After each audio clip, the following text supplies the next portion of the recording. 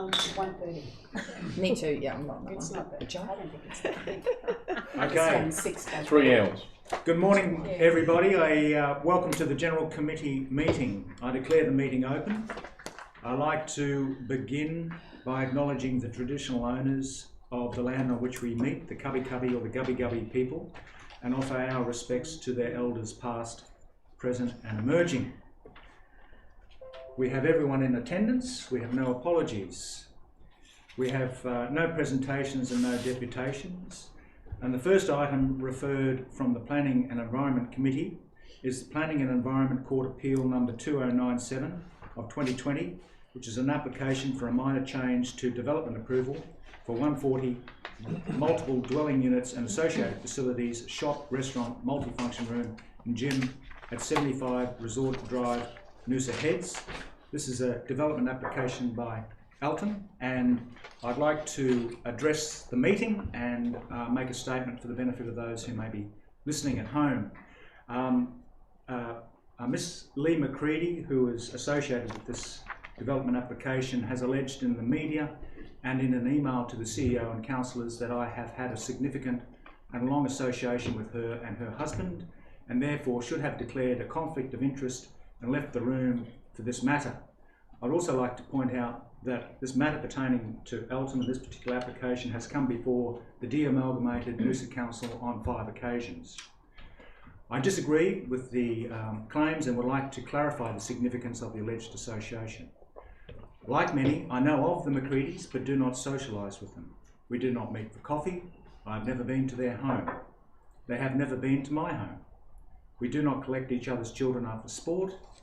They did not feature in any of my election material and were not part of my election campaign in any way. Through my work as a journalist, teacher and counsellor and volunteer involvement in this relatively small community over the past 25 years, I know of and have met many people, including the McCreadys, but respectfully, that does not mean we have a personal relationship or long-standing association. The only passing formal association was 10 years ago when Miss McCready was also a member of the Peregian Beach Community House Committee. Miss McCready was there for about 12 to 18 months during the 5 years or so I served on that volunteer committee. If memory serves me correctly, Miss McCready left that committee at the end of 2010 or the start of 2011. Since that time, I did not see or hear from the McCreadys until recently when they emerged as advocates for a larger surf club to be built on the dunes at Peregian Beach Village, and during the 2020 election campaign when Miss McCready featured prominently in the media in relation to her links to a team of candidates. In recent years, I have also attended meetings where the McCreadys were also present. In summary, I know of the McCreadys but do not socialise with them. We do not meet for coffee. I've never been to their home. They've never been to mine. We do not collect each other's children after sport, do not feature in any of my election material, were not part of my election campaign in any way. While I aim to be friendly and courteous to all, as I am, no reasonable person could think I have a significant, let alone a long-standing association with these development applicants. I'm happy to take questions from any councillors. We're not allowed to ask questions. Well, good. Amelia? I'm just asking one question, and maybe this is directed more to Brett. Can you clarify close and personal and hostile and conflicted relationships? Is that when you talk about nature to describe the nature of a relationship, does it always have to be amicable, or is a poor relationship is a poor relationship significant when we're discussing issues of conflict of interest? Yeah, it's not necessarily the nature of that relationship, it's the closeness of the relationship. Okay. How close it is, as opposed to whether it's good or bad. Okay. You know, the frequency of it. So you might be on a board together. If you fight on that board all the time, that doesn't mean you're friendly on that board. But the fact that you are on that board all the time and working together might be more relevant. Okay. So whether you're friendly on the board or not friendly on the board, the fact that you're on a board together at the moment might be a relevant issue, for example. So it's the closeness of the relationship that's the most critical. Okay. I just wanted to sort of thank Frank for providing an explanation today, because I think the issue that I had, as you know, we all got an email sent to us. There were 2 articles in the papers alleging some type of relationship between yourself and the applicant.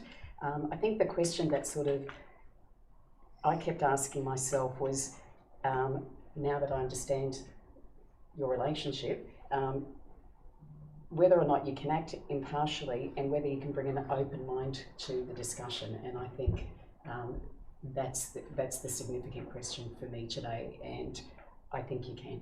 Thank you, Amelia. I like to say that I believe I can. As I said, the matter, the ultimate matter has come before the de-amalgamated Noosa Council 5 times, and each time I've had no issues with it. I've voted according to the staff recommendation. Point of order, Mr Chair. There's been no declaration of perceived conflict of interest or any conflict of interest. I don't believe the matter's up for debate. You've made a statement. Yeah, that's all. I believe that's all that's required. Yeah, it's just to thank you for clarifying your position. I don't think any further discussion is required. Thank you. Thank you. We have other declarations to be made.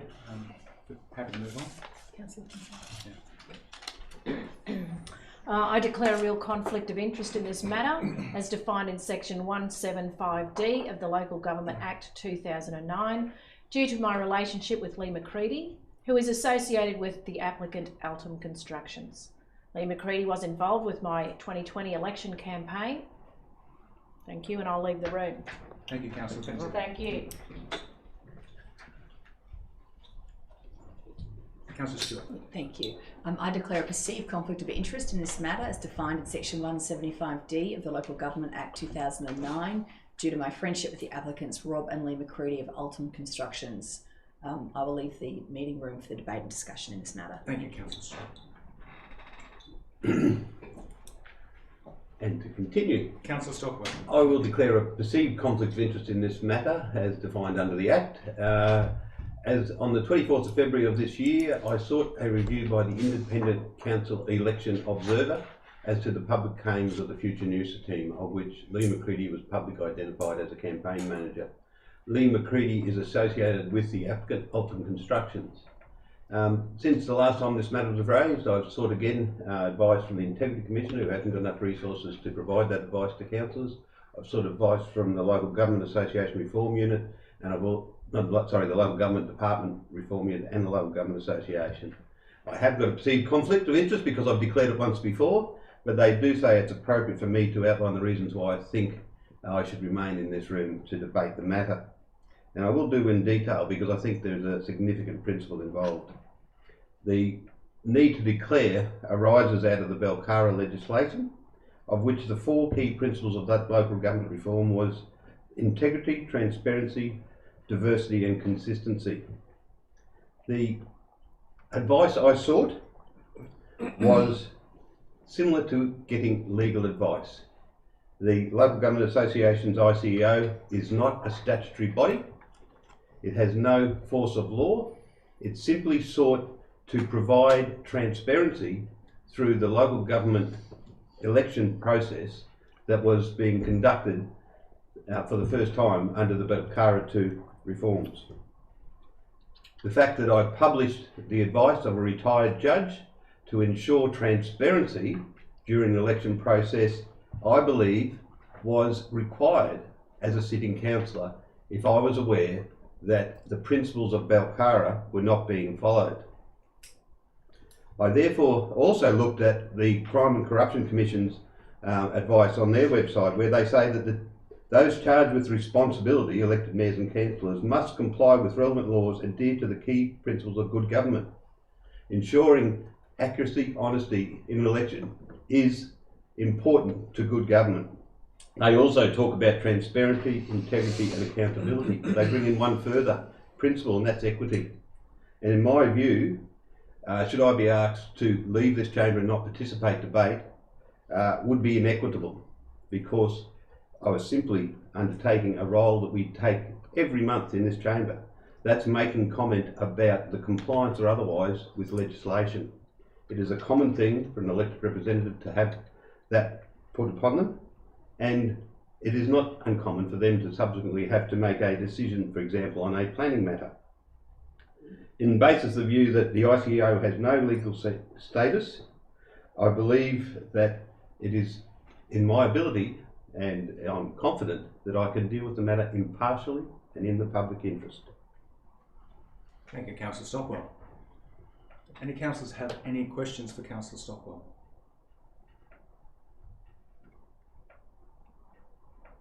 Really, basically, this goes to the issue during the campaign where the McCreadys, whether they were not developers, whether Lee was a developer or not. That's what this issue is about.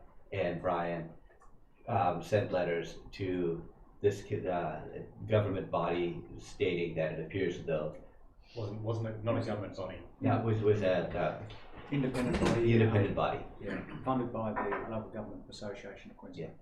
And so that's what this issue is about, right? Yeah, okay, just make So it's in regard to, yes, and it was involving claims relating to Ms McCready, but it was an issue regarding the team itself and their public pronouncements. Given that we have a development application before us that involves the applicant of Elton Constructions, which Lee McCready is associated with, I believe it was totally appropriate to raise that issue at that time. I don't think that has an impact here, because this is that was associated with a technical point, and again that it's clarified here that person is in fact the developer, because that application is before us here. Do you care to move a motion? I'll move the motion that the interest is a perceived conflict of interest, and that Councillor Stockwell may stay in the room to participate in the meeting and debate and vote on the matter.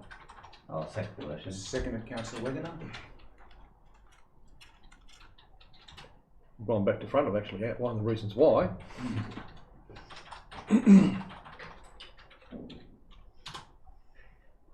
Essentially, Councillor Stockwell was doing his job. That's your job. You want Councillor Jurisic to speak to the motion? I essentially have. I've gone back to front. I've actually spoken to the motion before actually moving the motion, but I'm happy to that I've spoken on the matter. Yeah. All right. Anybody? So, Tom, would you wish to speak to the motion? You just did.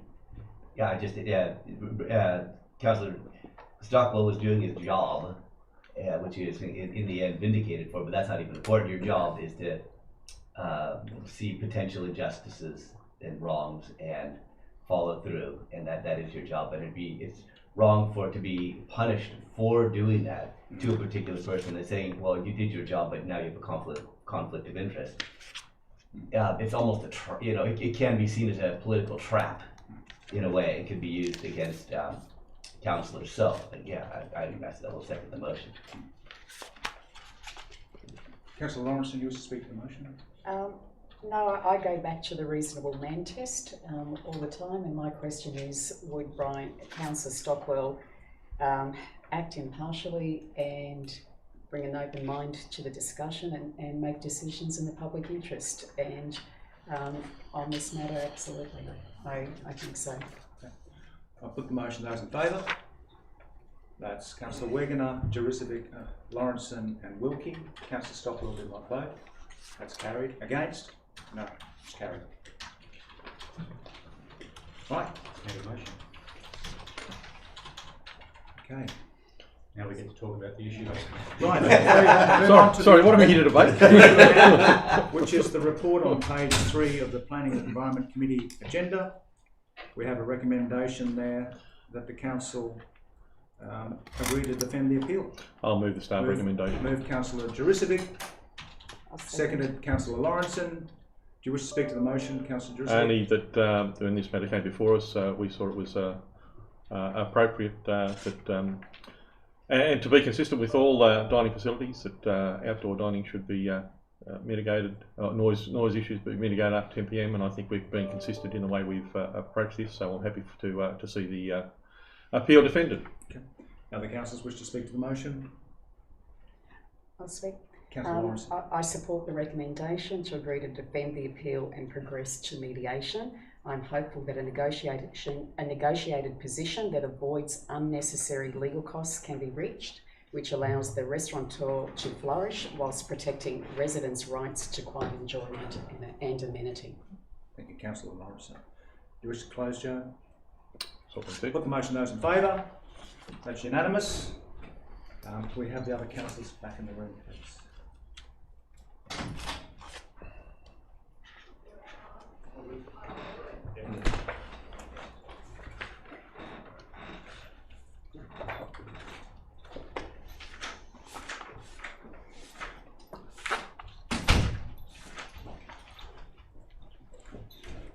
Okay, welcome back, councillors. Thank you.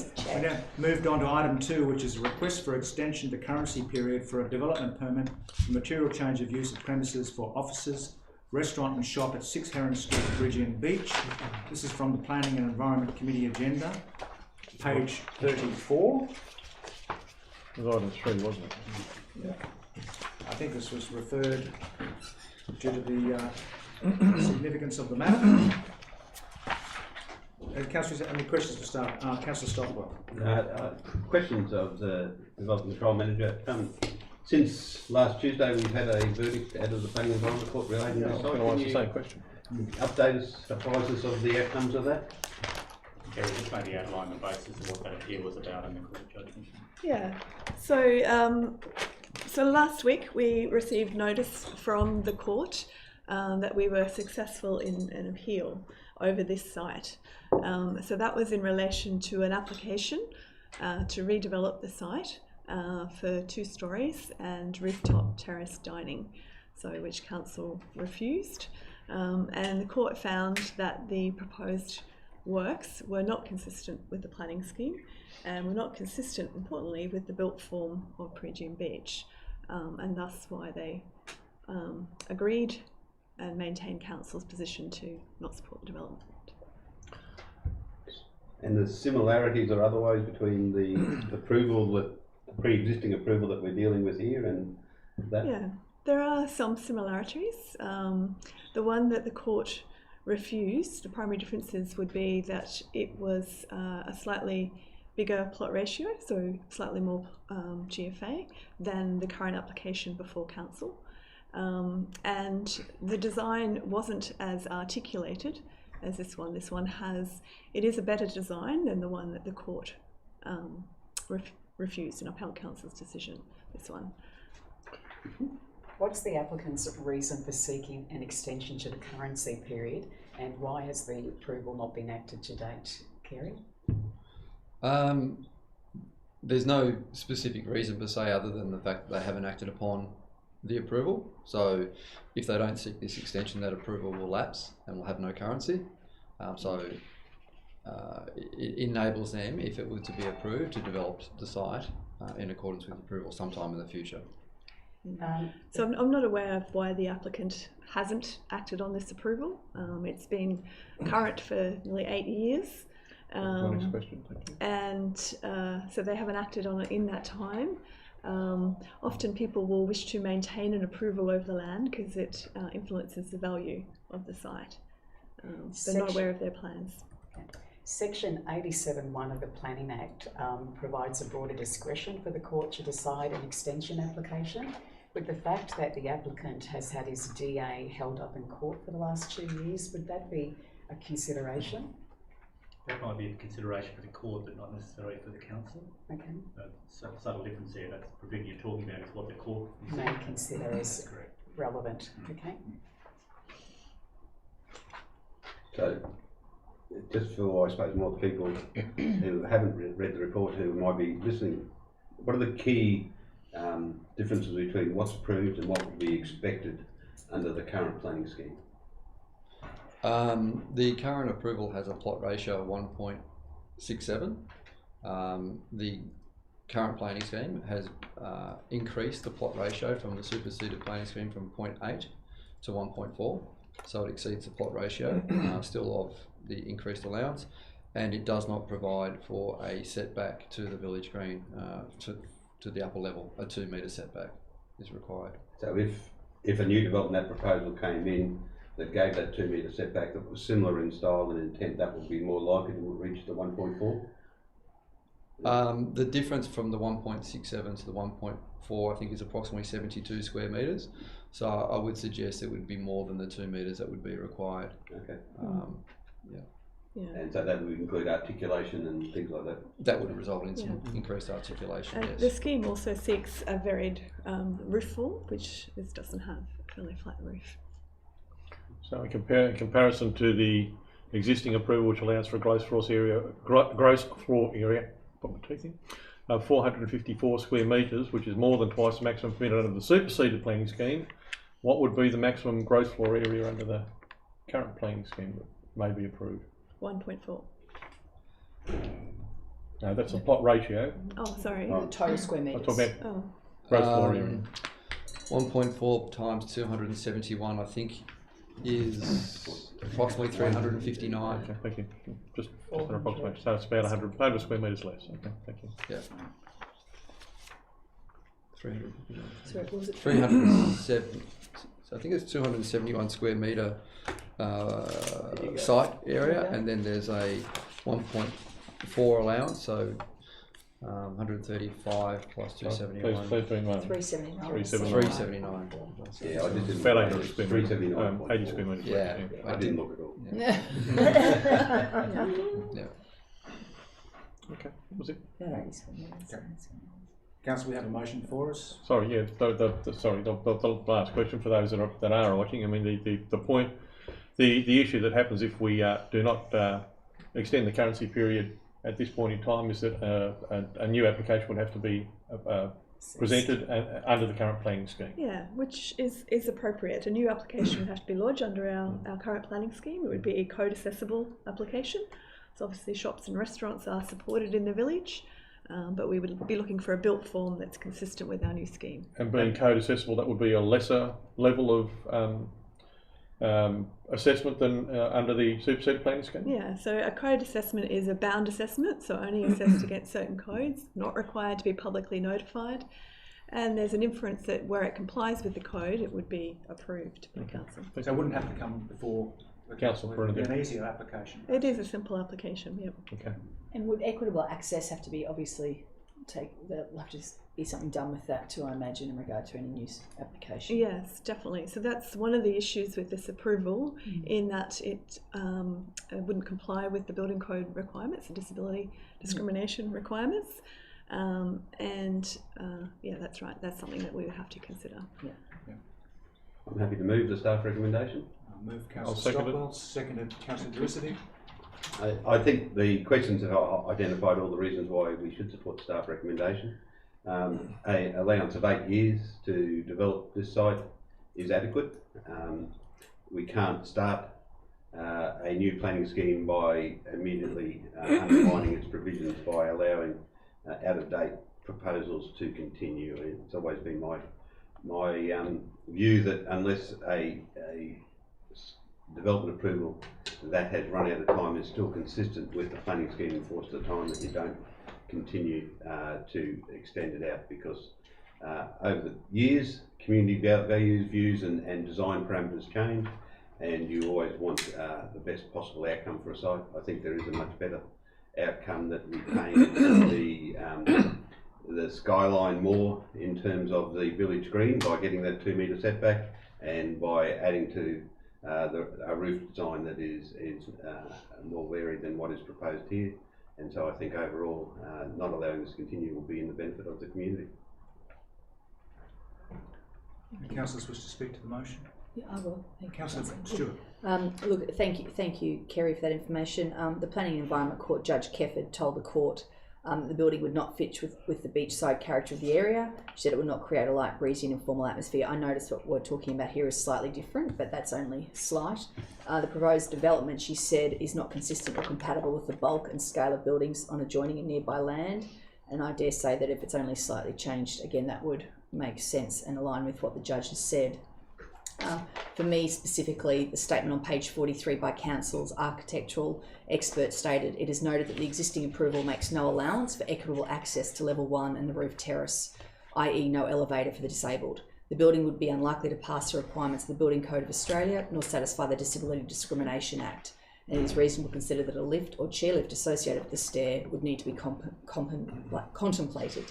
This is concerning and needs significant consideration. I think similarly, if we look at the reasons put forward by staff regarding arguments for refusal of the extension of currency period, they are strong. The development would exceed the allowable plot ratio of the superseded and current scheme, and the building bulk is not consistent with the surrounding developments, as highlighted by Judge Kefford in her remarks. For these reasons, as well as the incredibly significant concerns around equitable access, I agree with the staff recommendation. I do note that the site is currently somewhat of an eyesore, and I would encourage the applicants to resubmit an application that is code accessible, and in doing so work with council staff to achieve the best possible outcome for themselves, but also for the community. The site is a key site, and whatever is developed should be something which should be somewhat remarkable and of community benefit. And I love the idea of a roof terrace. It just needs to be reworked to ensure that it complies with the necessary legislative and council requirements. Well said. Thank you. Councillor Lawrence. The proposed development should be assessed as a new development application under either the new Noosa plan or under the superseded planning scheme.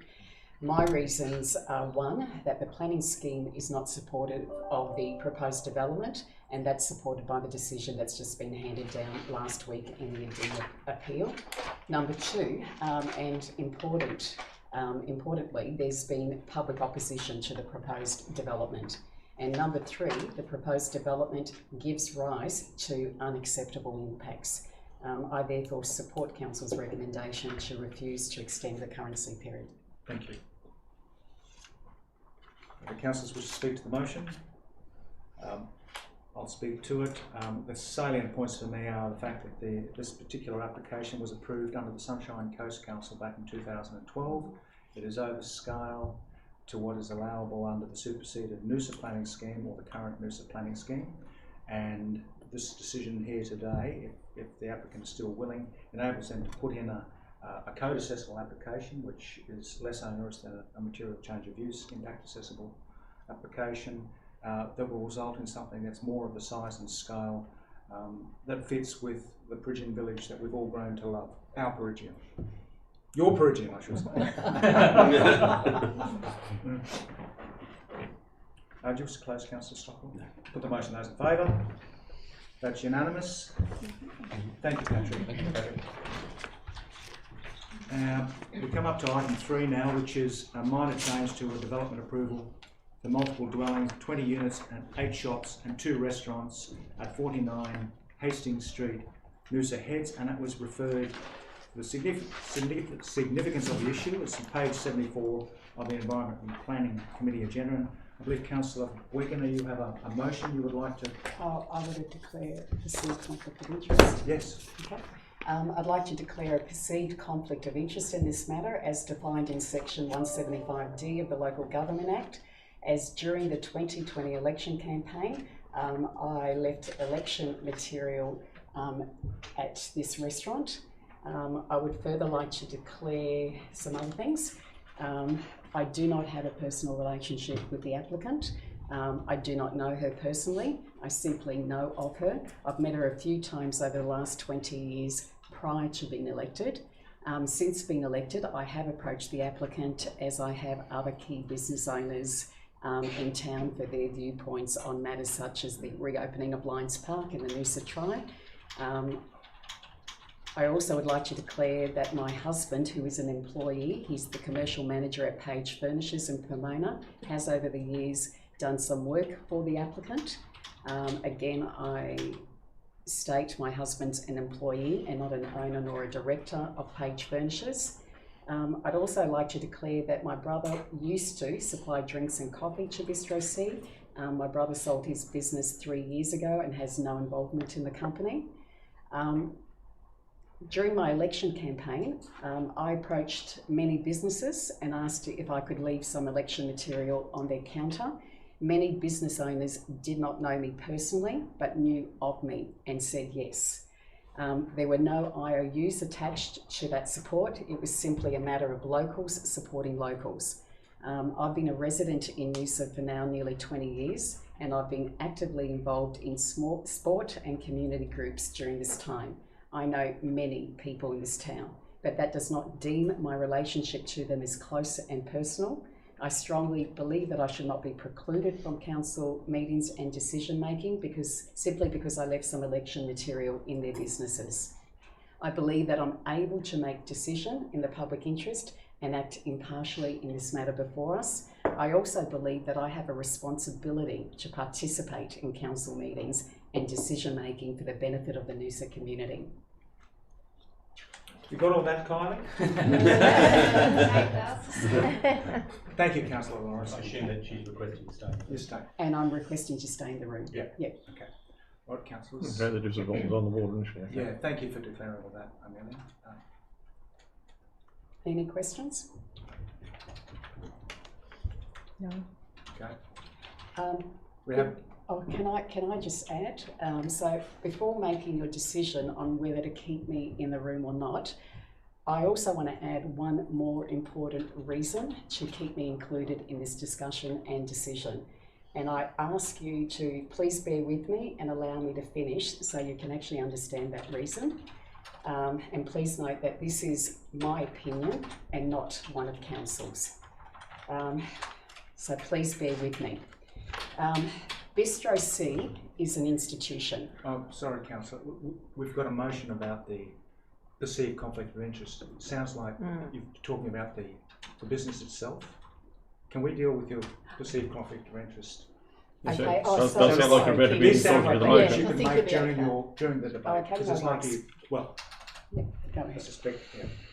Look, I'm happy to move that, happy to move the motion that this represents a perceived conflict of interest and that Councillor Lawrence may remain in the meeting room to participate in the debate and vote on the matter. I'll second that. Second to Councillor Stewart. I'm satisfied with the reasons I've heard. Leaving lecture material at a business where you do not have a personal relationship with the business owner, I don't believe that constitutes a conflict of interest. Thank you. Yeah. Plus, Amelia lives right there. Who spends more time than probably the rest of us wandering up and down Main Beach and with very familiar with Bistro C. Yes. Yeah. Any other councillors wish to speak to the motion? Yeah, I think Brian? the key point is that the community is aware of the level of the perception of conflict. And there's always going to be the area where how much involvement in a campaign is enough to trigger a real conflict. I believe it is only a perceived conflict in the information before us, and I think then it's up to the councillor that, it is a matter for us to say, well, if a councillor truly believes they can deal with it in an impartial manner, who are we to disagree? That's the position I'm taking on these things. That, to me, if it's perceived and there's no real reason why it would lead to impartiality, I think it's better to have people in the room and the community can quite clearly see whether make their own judgments about whatever that has, if that has any effect on the debate. Yeah. Thank you, Councillor Stock. Councillor Jurisi. Look, it does just go to show how challenging it can be from an election campaign perspective as to how you hold your position and where you frequent your election material. But in this case, the councillor has declared that she has no personal relationship with the owner of this and had election material at a number of local businesses just for the fact that they were aware of her presence but not a personal relationship, and I think that's sufficient for me to acknowledge that it's a perceived conflict of interest at best, and I'm happy for Councillor Lawrence to stay in the room. Yeah, I too am satisfied with your argument today, and I think that you are capable of making an impartial decision, and we value your input in the debate, so thank you. Thank you. Motion, those in favour? That's unanimous. Okay, Councillor Wigner, you have a motion you'd like to move? Yes, I would like to move an alternative motion to refuse the application for this. And is it up there? Should I read this all? Yep. I think you should. Yes, Absolutely. please, Tom. From the top, that council note the report by the development planner to the Planning and Environment Committee meeting dated 8th of September 2020 regarding the application of number 51988.2849.03 to make a minor change to an existing approval for multiple dwellings on 20 units, 18 shops and 2 restaurants situated at Noosa on the Beach, 49 Hastings Street, Noosa Heads, and A, refuse the application for the following reasons. 1, the proposal is not consistent with the overall and specific outcomes of Noosa Head's locality code under the Noosa Plan 2006 as A, the proposed works will adversely impact on Main Beach being a key recreational focal point for residents and visitors. B, an inadequate building setback to the beach is proposed and the proposal reduces the soft landscaping on the site. The proposed works do not represent the high level and design and landscape quality that is sought for the area. D, the proposed works contribute additional site coverage exceeding the maximum site coverage sought for the area and present excessive bulk to Main Beach. 2, the proposal is contrary to the driveway and car parking code, as sufficient car parking has not been provided on the site to accommodate the number of vehicles likely to be generated by the increase in improvements to dining areas. 3, the proposal is contrary to the Noosa Plan 2020 provisions for setbacks, site cover, and car parking. 4, the proposal is not considered a minor change to the development approval, as the proposed changes will dramatically change the approved built form in terms of scale, bulk, and appearance. And B, note that Council relies on the following reasons for varying from the staff recommendation. 1, the built form is not a minor change to the overall scale and bulk of the existing development. 2, that the application seeks to sanction unapproved creep of commercial uses and structures into a location where there is a long-standing planning intent to maintain private open space. 3, Council differs from staff opinion in relation to specific outcome 8 and is of the view that the proposed detrimentally impacts on the visual and acoustic amenity and of beach users and adjoining and nearby premises. And 4, Council is not prepared to accept a contribution in lieu of the shortfall of car parks spaces on the site. For the purposes of debate, I'll move that. Second. Too late. Can't move it. Okay. I'd like to speak to the motion, and if I may stand, because I might get a little bit animated, it might be a little bit long.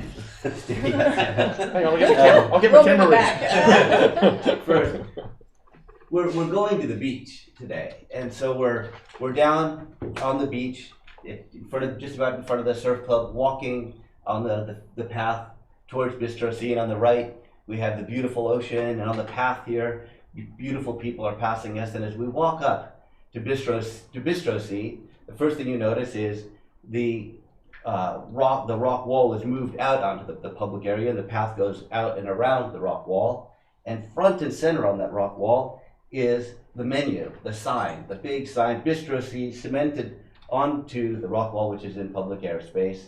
And then you look past that and you see AstroTurf. And you see the AstroTurf, and it doesn't look, to me it looks out of place, and on the sign, even more out of place, is the sign that says, stay off the grass. So, I know that because at times, when the surf is big and the sand is gone, the path is there, then there's a metal fence, and then rocks. So it's a small area to actually walk along the boardwalk there. And as I take my surfboard and my belly boards and bag, and I put them on the grass there, and I start walking over to Noosa's to get some chips and a drink, and somebody would run out and say, hey, take this off. You know, you can't put your stuff there. So back, we're at the beach, we're looking at the AstroTurf, we're looking at the sign. Right at the very boundary of the property, you'll see dining tables. And even actually coming out onto the footpath, there is, right to the border of the footpath, there are dining tables and an ugly little fence, portable fence saying, don't enter here. This is Bistro C dining area. And you look at that, you look at the people dining there under umbrellas, and that has never been approved. So that is unapproved dining on Hastings, in Hastings Street, right on the beach. Then you look past that, and you see that enormous structure. And if you turn to page 90, and you see the diagonal line going across it, that it's a big area. It is not a small structure. It is a big, very permanent looking structure, which is also was never approved by council. And so, looking at this unapproved stuff, looking at AstroTurf, looking at the signs, I turn around and you look at it, naturally, you look at the headland, and you think of all the years that people put in wars fighting to maintain the integrity and the beauty of that headland. And then you look at the path going around a national park, and it is a masterpiece. It is an example of our values here, man in biosphere, making a beautiful structure, fitting in with nature. That is the Noosa way. And then you look at Bistro C, AstroTurf, signs, non-compliance. Then you look the other way, and you look and you see the frying pan in the river mouth, and you think of all the volunteers out there pulling out asparagus grass, working hard to maintain the integrity of our environment here. And then you look past that, you know the volunteers are probably out there today, pulling out lantana, cat's claws, so forth out of the trees. And you see the beauty of Noosa looking this way, and then you turn around, and this is not the amenity that Noosa stands for as we turn around. And then I look at the signs, and I think of all the people, businesses that have been asked to take down their signs in the last year with the campaign. And these signs are still here. These ones mean a lot to me because I've been forced off the grass by those signs. I think of all the businesses that strain to comply with the Noosa plan. They're out there. They put in for approval for what they do. This doesn't. You're looking at two massive, very, very lucrative, unapproved areas and structures. Now staff recommends that we retrospectively approve these transgressions. What sort of precedence does this set for all the businesses out there? What are we telling businesses? Bistro C is not a sympathetic customer. It's not a special case. If any property should be able to apply with our own Noosa regulations, it is Bistro C. And so, getting frustrated with this, I asked the staff, what is the role of the councillor? Of what's our key role here? And they say, it is to uphold the town plan, the number one thing that we're supposed to do. But I do not see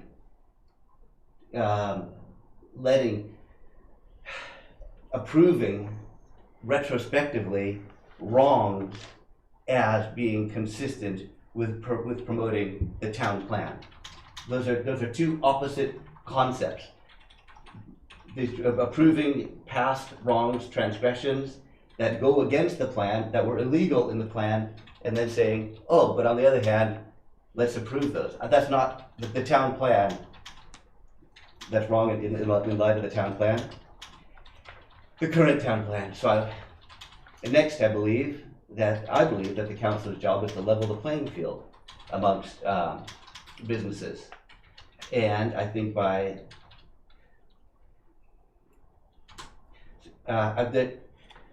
and I believe these rules, the rules of the town plan, are a reflection of the will of the people through public consultation and elected representatives.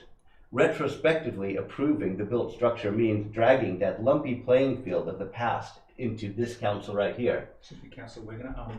Councillor Tom's gone past 5. Are you happy? 5 minutes. Are you happy for him to continue? Absolutely. Sure. Yeah. Okay. Thank you. So He's on a roll. Yeah. that lumpy playing field from the distant past, which is clearly lumpy by saying, well, we're just going to turn a blind eye to this. That is a lumpy playing field. By retrospectively approving that lumpy playing field is pulling that playing field right here and placing it on this desk in front of us.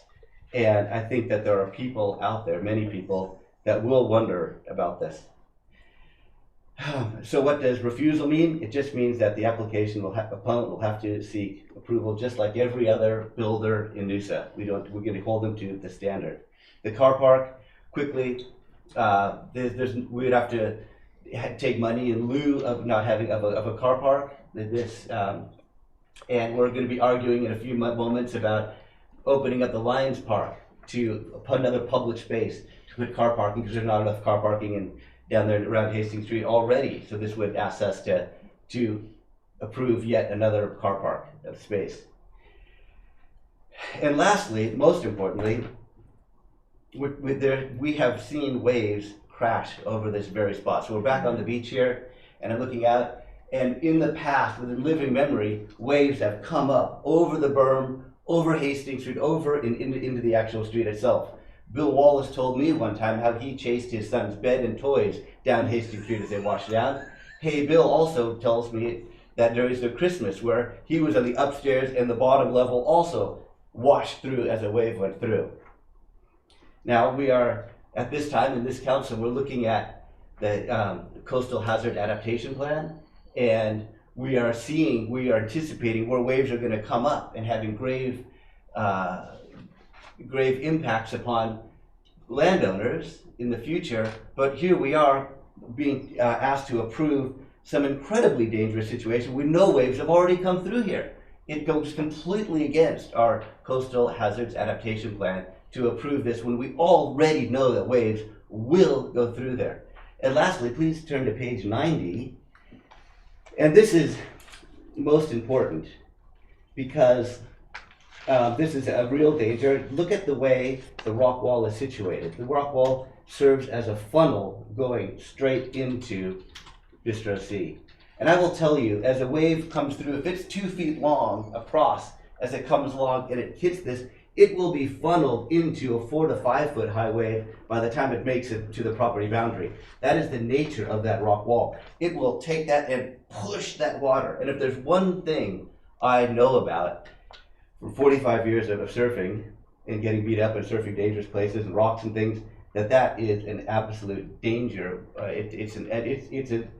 It's a situation, it's a danger that is not, it's imminent. It's not if it'll happen, it's when it'll happen, when water's gonna come right through there and wash right through. And whose liability is that? When we approve this, whose liability is it when that 2 foot wave turns into a 5 foot wave and goes straight through Bistro Street, straight through the glass? I tell you, if you're standing there in between, in the entrance though there, you will not stop until you hit the cash register. And I guarantee that, because of the nature of the wave, it will funnel through there. So, I think it's time to say enough is enough. I think Noosa, we must stick to our principles and stick to our plan. Are we going to reward those who build first and ask for forgiveness later? Or are we going to actually be confident in our own legislation and hold them to account? I recommend refusal for this motion. Refusal for the application. Yeah. Thank you, Tom. Councillor Stockwell. A couple of questions. So, Councillor Wiggler has quite rightly pointed out that the retaining wall is just out into public space. Do we know whether that was the approved landscaping from the development? Thank you. Yes, it is. So that retaining wall out into public space was approved as part of the landscaping plan for the site, and it was approved for the purpose of stopping overtopping of the council revetment wall and waves going through the building. At the time, it was required to have a gate, a floodgate as such, which would need to be put back in place in a major event. Okay. Councillor Wiggler also indicated that from his experience, the operator of the business is claiming some private property rights. Was any private use rights given to the landscaped area outside in that development approval? No, none. So for the CEO, the application we're working with today deals with the development on site. The fact that we have unapproved artificial grass, that would be something under a local law that could be acted on tomorrow, is that right? It could be acted on, yes. So yeah, I think it's really clear because there has been some public concern, and it's true that if an operator is trying to take it to infer they have rights over the use of public land, that in fact cannot occur or should not occur, and that in my understanding council has never approved artificial turfs in any public space because there is actually an insurance risk. Not to mention the fact that foie gras inside doesn't match faux grass outside. Sorry, had to let so the other aspect I think that needs to be clarified, the specific outcomes are clearly not met as outlined in the report, as Councillor Wegner has put in his motion. Brian, are you speaking to the motion? No, I'm asking a question here. Staff are of the view that it does meet the overall outcome in their report. How do we justify that in terms of the significant overrun, particularly in terms of site cover? In terms of site cover. So the existing development, as indicated in the report, has approximately 63% site cover. And this 64.5. 64.5, thank you. And this adds some additional site cover to the development. So if you look at the outcome of the scheme for site cover, it's about whether this development looks out of place in terms of other developments along Hastings Street. And many developments along Hastings Street were built under old planning schemes, and so would also not comply with the site cover requirement today.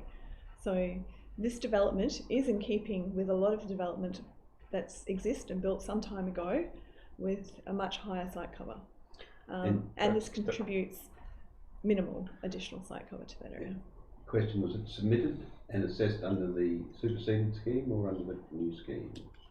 The application Yep. was lodged under the Noosa Plan 2006 scheme, but it can be assessed against both schemes in place Just at the more time. looking at the consistency of the argument with the last development in Peregian, where we say we would be starting a precedent under the existing scheme. You don't believe a precedent would be set that would make us accept 65 or whatever % site cover elsewhere on Hastings Street?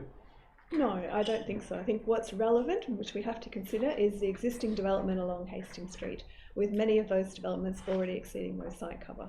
So it comes back to a performance-based assessment as to whether this addition looks out of place in the area.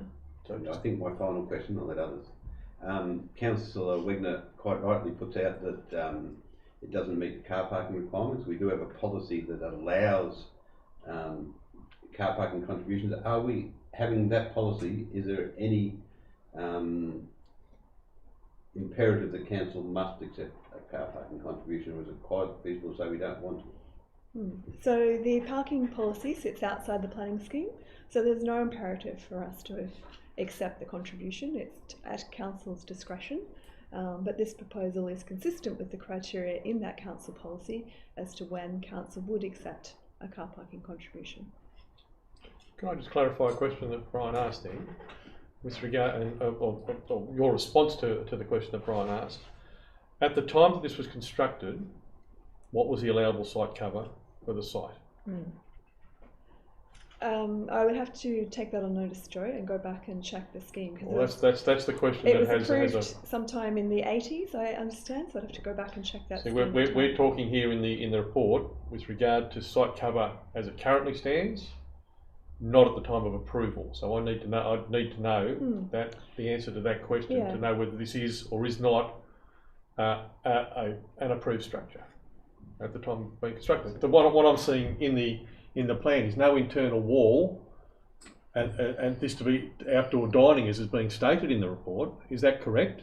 Yeah, so this area has never been approved to be enclosed. It was only approved as outdoor dining. But to go to your question, I think I understand.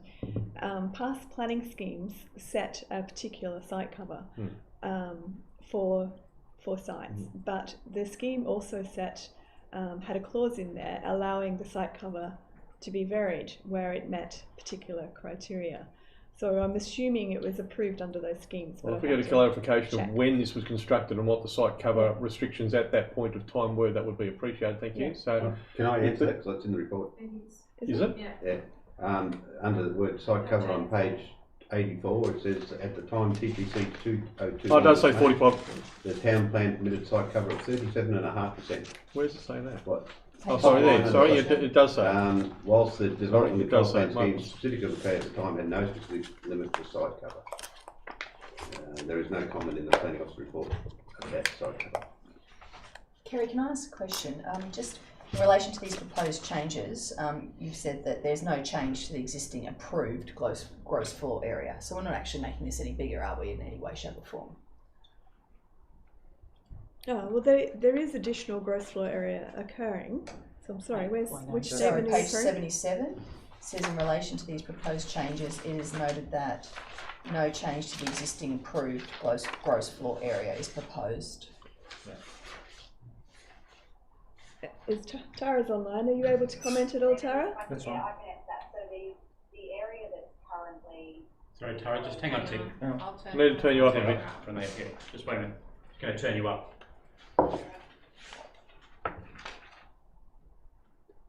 She said the wrong thing. Is that better? Yeah, Yes, great. thank you. So the area that's been enclosed that didn't have that approval to be enclosed was already approved under the previous approval, under the original approval for gross floor area. The definition, I believe, under the previous scheme was slightly different. So although it was outdoor dining, it was already approved. We're approving additional use area, which is a slightly different definition, which is the small 14 square metre area that's on the boundary. So the existing enclosed area was already approved for use, it just wasn't approved as being enclosed. Yeah, it was included. So just to clarify that, it was approved as outdoor dining, unenclosed. Doesn't mean it wasn't Unenclosed. unenclosed. That includes not roofed. I would have to check whether it had an awning on it, but I don't believe it so did. then that's the other clarification that I would request, whether the awning was part of an approval process to be unenclosed and being roofed, because there are other dining areas on Hastings Street that have a similar type of roof structure of a sail type material that are not enclosed. So if we get clarification on that, that would be beneficial.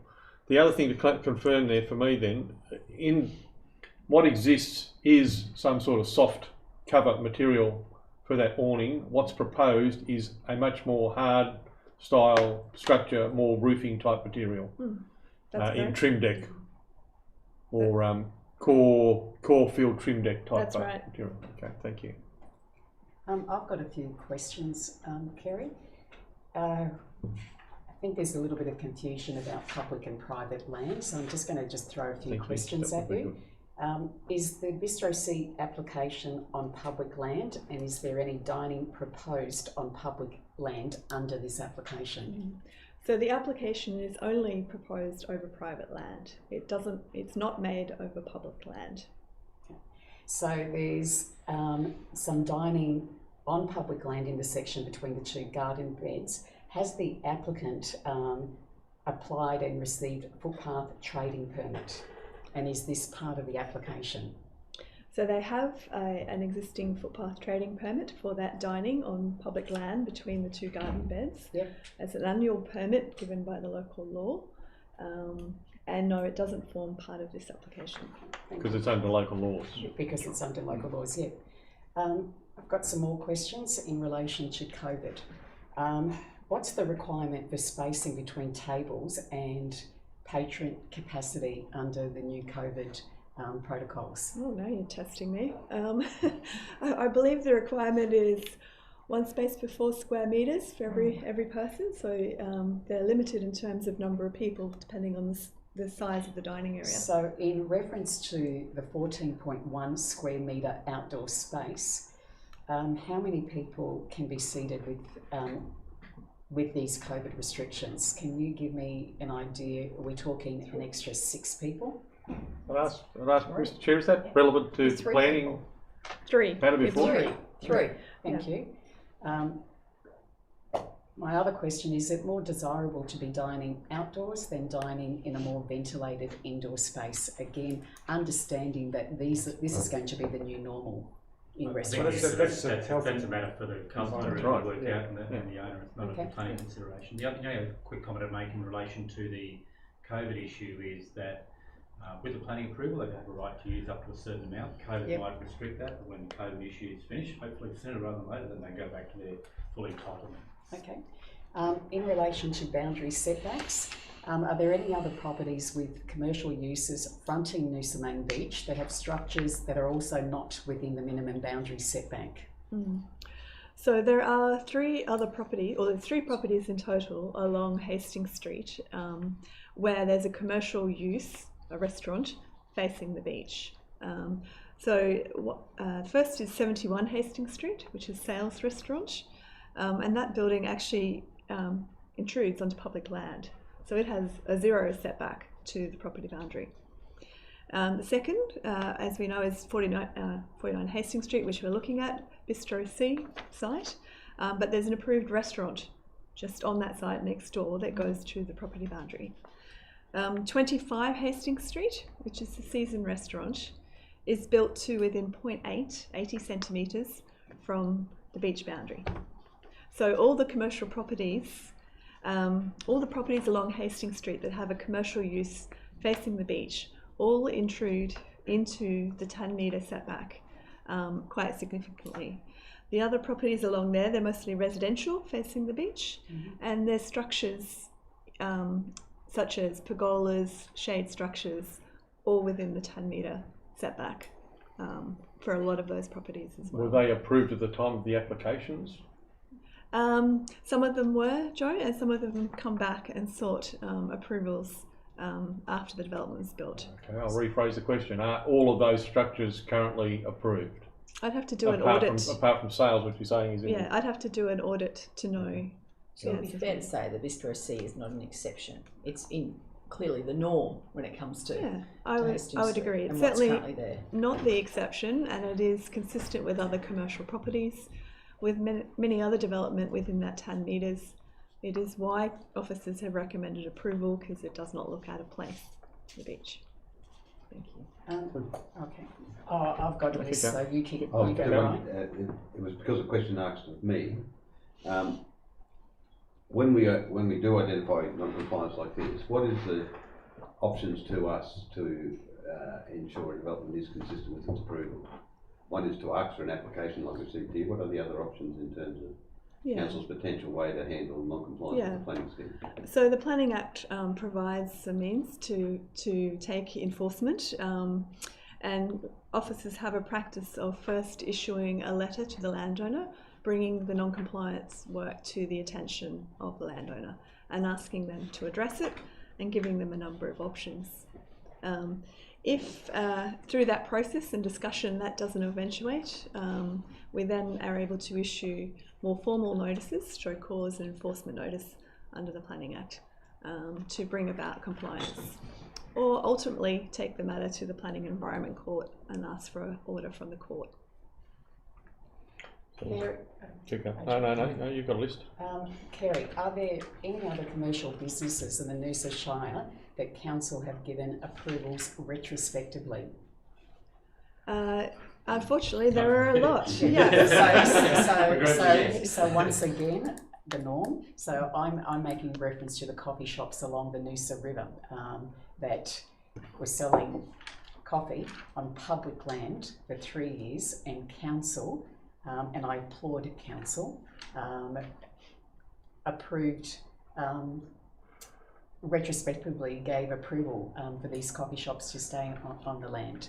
So back to my question. I don't think that's quite correct. I don't think that's quite correct, yeah. I don't believe there are any retrospective approvals given to coffee shops operating on public land.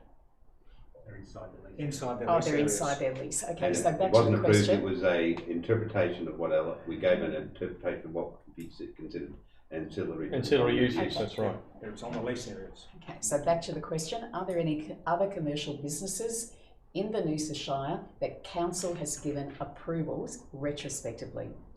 Yeah, there would be quite a few in my time that I recall. I can't think of a particular property, but this is not in isolation. There's many others that we've given approval for.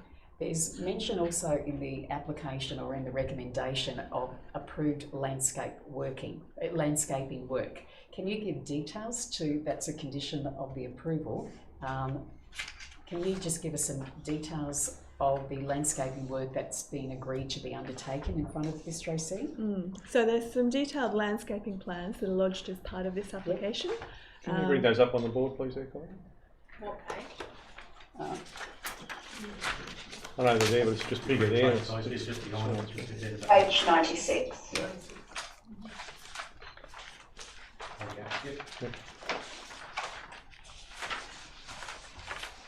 It does appear the existing rock walls, or at least the structuring comparable to the existing rock walls, remains.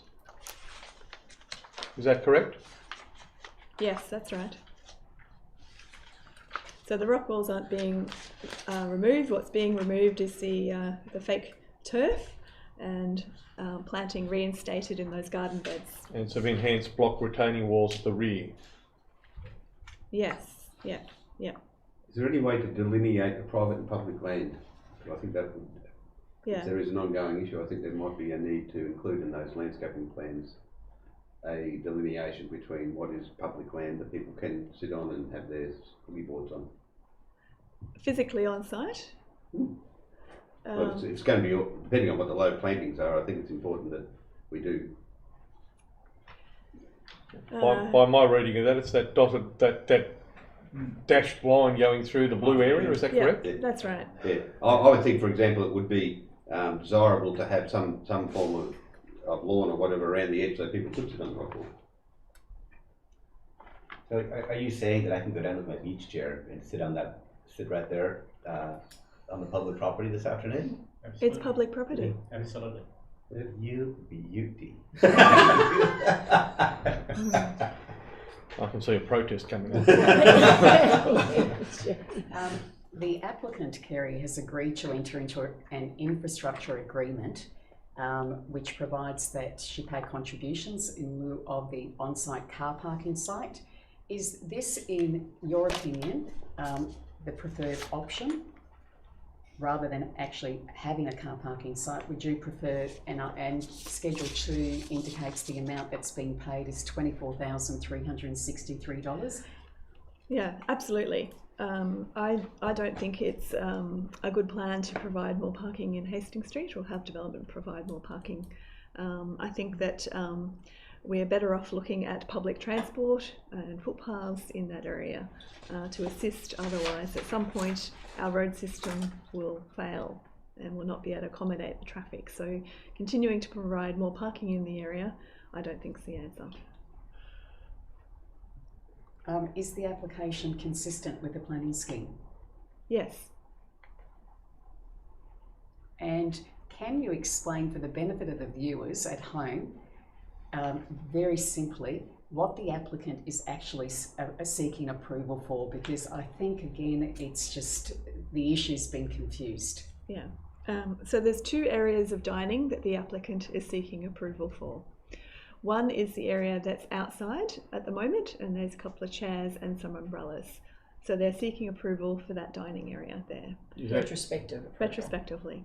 Is that the existing terrace, or is that the area, the dining area that's undercover currently? That's adjacent, the glass doors, the existing building. That's right adjacent. On this plan, it's the existing terrace That's area. what I was clarifying. It's the Yeah. existing terrace on the plan that we see before us. Thank you. Yeah. The second area that they're seeking approval for is the back half of Bistro C, which is approximately 3 metres wide, that hasn't had approval to be enclosed by council before. So that's the area there's two areas they're seeking approval for. That area at the rear, that's they're seeking to change the structure and close it, improve the look of the structure. It's approximately 3 metres wide. And then the second area is that dining area outside. My last question, again, an issue that was raised by Tom in regards to signage. Is any signage allowed to be located within the landscaped areas as part of this approval? So this application only deals with private land, so not public land. If council wished to approve the signage that's on public land, it could do so under a separate application. Thank you. Well, so I'll follow on from that question. Is there any signage on private land that is being approved under this application? No. So the existing, the point that Councillor Wegner made is there's a cemented menu sign that's currently located in and around that alfresco dining area there. Is there a proposal within this application for any signage of a menu nature to be included? No. Okay. In your, sorry, you go, Brian. You just said that it's consistent with the planning scheme. The existing approval, not what's existing there, is outdoor dining. Would that be more consistent with the specific outcomes of the planning scheme? The outcomes of the planning scheme. It would be more specific. It would be more consistent with the specific. If council thought it was important to maintain the existing site cover, then that's what you would do. If you're happy with the proposed minor increase in site cover, that it was consistent with surrounding buildings, then you would support the application. Yeah, I understand. That wasn't the question I asked. I know not to ask you questions, but I give the politician. My other question is, and it is, I think it goes to the heart of Councillor Wegner's motion. Have we had our independent design person look at the proposal? Because obviously what's there is is not good in terms of what you'd expect for the finish in Hastings Street. It's been, how do we temporarily get a enclosed dining area that's plastic and glass and aluminium. They've tried to introduce some of the sort of design elements in there, but it is a conversion. The application is about converting an outdoor dining area, which is at the heart of the Hastings Street experience, to one that's covered, because that gives, you can use those areas much more frequently, so it's much more business. It's clear on that. But have we looked at the design in terms of, you know, is that the best we can expect if we're going to allow the site cover improved? Well, officers have not had the plans reviewed by an architect, so it hasn't been reviewed by an architect. Only planning officers have reviewed it.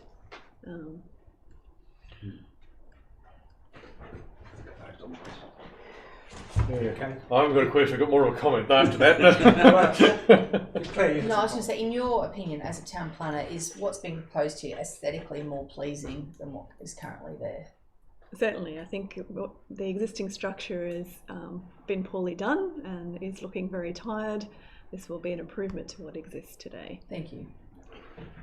I've got a question. you got a question? Should we be considering the coastal hazard adaptation plan when approving that, Thank you. Yeah, that was one. this application? Well, We can't ask it. so the coastal adaptation plan hasn't been completed yet. What we can consider though is the scheme requirements, which is in the officer report. Just looking for it on page 84. So the top of page 84, F, says protect public safety and property within erosion-prone areas by ensuring such areas are maintained largely free of development. So council is able to consider that, and since the planning committee, we've been aware that the rock wall and there was gates constructed on this property for that very purpose, to protect it from waves overtopping the council retaining wall. But an extensive review of council files finds that it's not currently a condition of a planning approval. It's shown on approved landscape plans, but not part of the actual use approval. So officers have put forward an additional condition and modifying their recommendation to address that. So let's go towards what you mentioned before. You mentioned the word floodgate before, and I'm not sure where the floodgate fits into the current application or previous applications. Yep. I'm unaware of any floodgate. Does this incorporate a floodgate requirement? So if we just go back to page, the landscape plan, which was on, what page was that, Tara? 96, here we go. Yeah. 96. See, with all the detail there, I didn't get down to the minutia of it all. No, well, there's no gate shown on this plan. So the original approval showed a gate in that opening. See how the rock walls come in? Which original approval? The landscape plans for the development showed, which approved this rock retaining wall. Yep. Okay. So the dating back to. Access in, and there was required to have a gate there. Yep. To stop waters coming in Water that ingress. overtopped Okay. the council revetment wall. Has that ever existed? Yeah, I understand it did. I've never seen it myself, but I understand it did. So it's shown on the landscape plans. Because it's not clearly spelt out in the original planning approval, officers have actually come up with an additional condition that we're recommending to council. So that's what that F is. And no, I'll just ask Kylie to put it up on the screen. In addition to what's already on the. Okay. Yeah. So outside the report. Yeah. So number 12 is just. We're suggesting that council, if you were to approve this, you impose this additional condition to ensure that retaining wall is appropriately constructed and the gate is maintained to openings. So some sort of either mechanical structure that will arise and fit within the retaining wall structure, or some sort of automated system that. Yeah. Yeah. So is this part of Councillor Wegener's motion? No, this is And if council wishes to approve it, Okay, the staff. then that would be a condition that the staff would recommend in addition to those already in the report. Thank you. Can I make a change that and say we're Probably really better off not even. No, motion. no, no, no. It's motion. Yeah, Get a motion to Yeah. refuse. We've got a motion Yeah. to refuse, which is Yeah, quite different. right. Okay, thank you. So, yeah. What, if we approve this, will the liability of Noosa Council change in regards to the structure? Yeah. So, as we have had some advice around liability, and we're still getting further advice on liability around it. But the understanding is that where council acts with and takes all potential precautions, puts in appropriate strategies, addresses the issue in some way, our liability is minimised. So we don't have the final legal advice around that, but where we act in terms of implementing the scheme in a way that we give consideration to this, potential future events, then that minimises our potential liability. Yeah, I don't see it. I mean, that is such a. Okay, Tom. Okay. Oh, sorry. You moved your comment there. You'll have a chance to rebut. Yeah, right, okay. Fine, Thank you, fine. thank you. Brian? One last question, and it came in the Hastings Street DCP, was the line of sight from the beach. Is that still in the 2006 scheme, and if so, does this structure impede, break that view line back? Yeah, so that line of sight, that angle you're talking about was about stepping back of the buildings. I'll have to go back and check for you, Brian, unless Tara knows the answer to that one. Not off the top of my head, sorry. Yeah, so I'll just go back and check that one for you. Councillors, for the sake of moving things on, I'm going to speak to the motion. It's been a very good discussion that's come from the questions, and it's been a good education as to the historical nature of approvals in this unique precinct, which is Hastings Street. I won't be supporting the motion before us, even though I seconded it, because I believe a lot of the statements in it are subjective, such as the works will impact adversely on Main Beach, and also does not represent the highest level of design expected of the area, have detrimental impacts. I believe the intention of this approval is to actually, we'll get a result which is, it's a pragmatic result, but it will result in an improvement on what is actually existing there currently. It will involve the refurbishment of an existing enclosed area, so there'll be an upgrade and improvement in that regard, and the fake artificial grass, which is so often referred to in the gardens out the front, that'll be removed and replaced with low plantings, is my understanding, natural, real shrubs. My reading of the landscaping plan is correct. There's, as mentioned, there has been some confusion around this matter.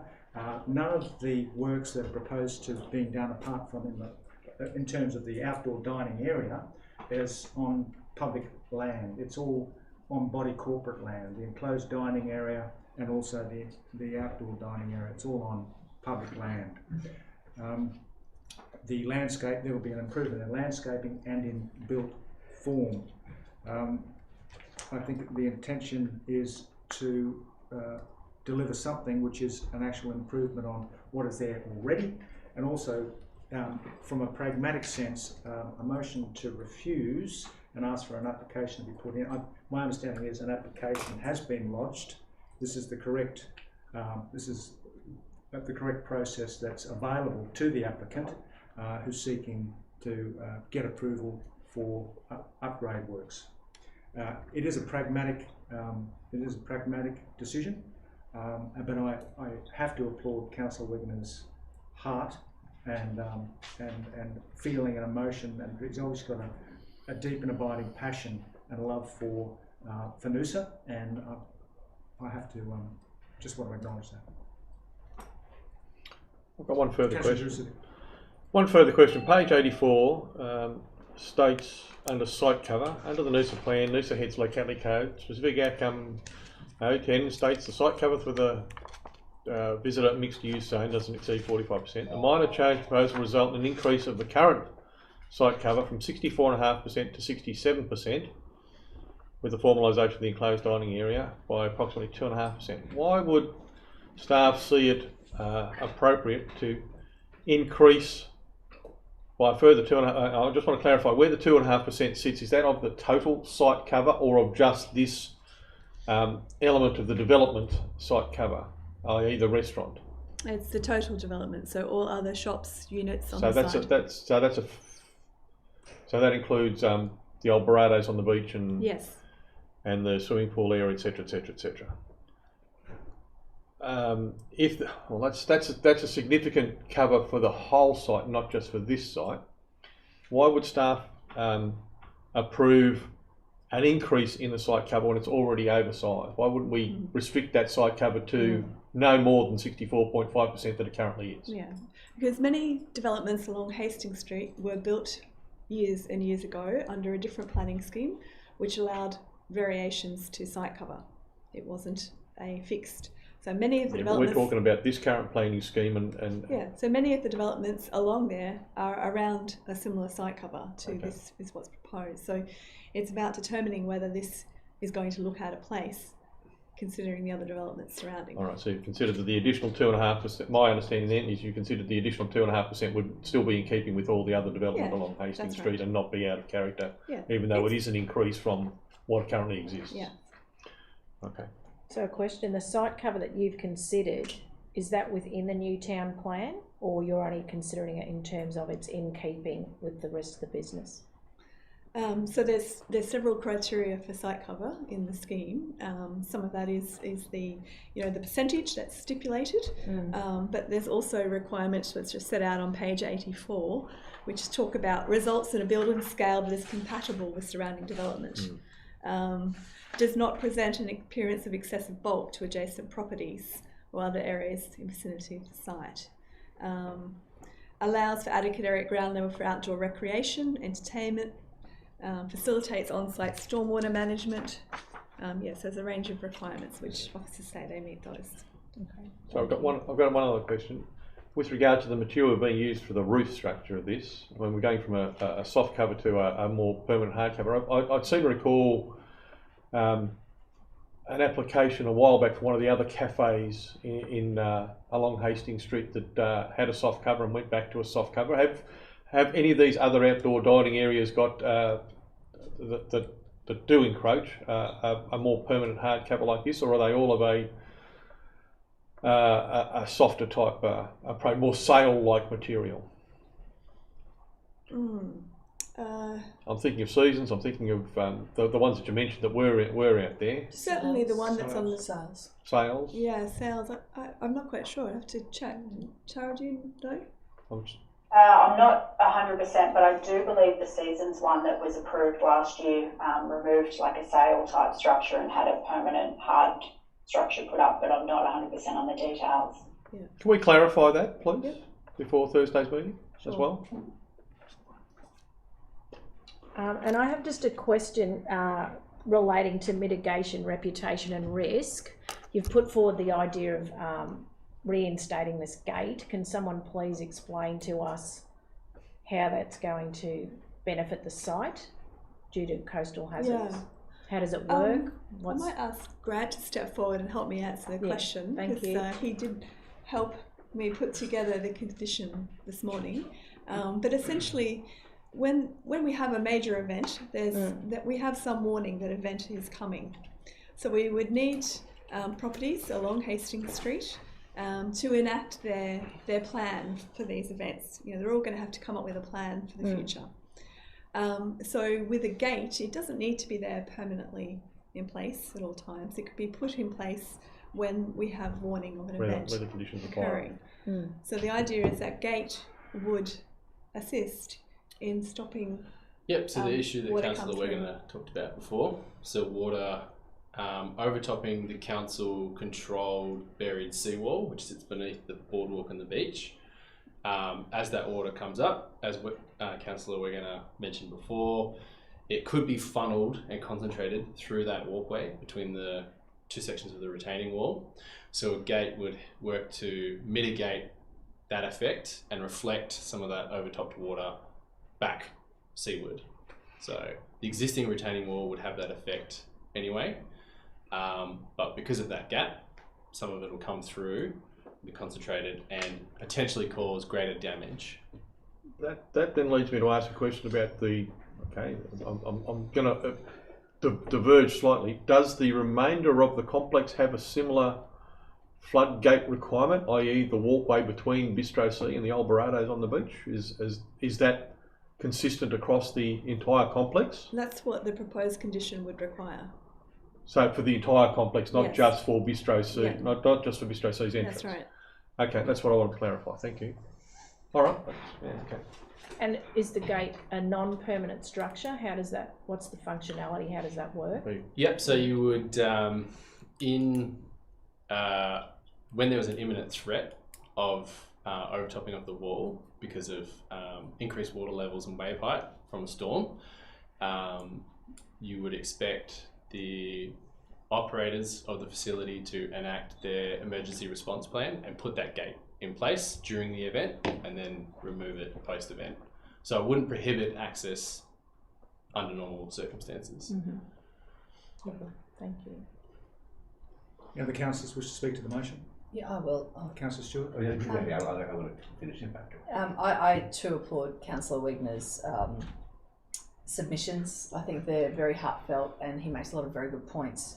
I won't, however, be supporting it. I will be supporting the original staff recommendation.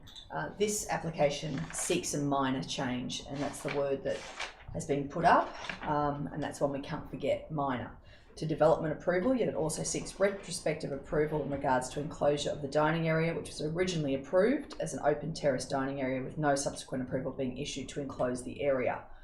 Similarly, the applicant is seeking retrospective approval for an area which is already being used for outdoor dining to be formalised as use area for outdoor dining.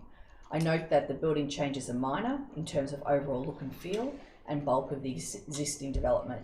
Changes are not prohibited development. It improves the amenity of the users of the dining area without detrimentally impacting on the visual and acoustic amenity of adjoining and nearby premises.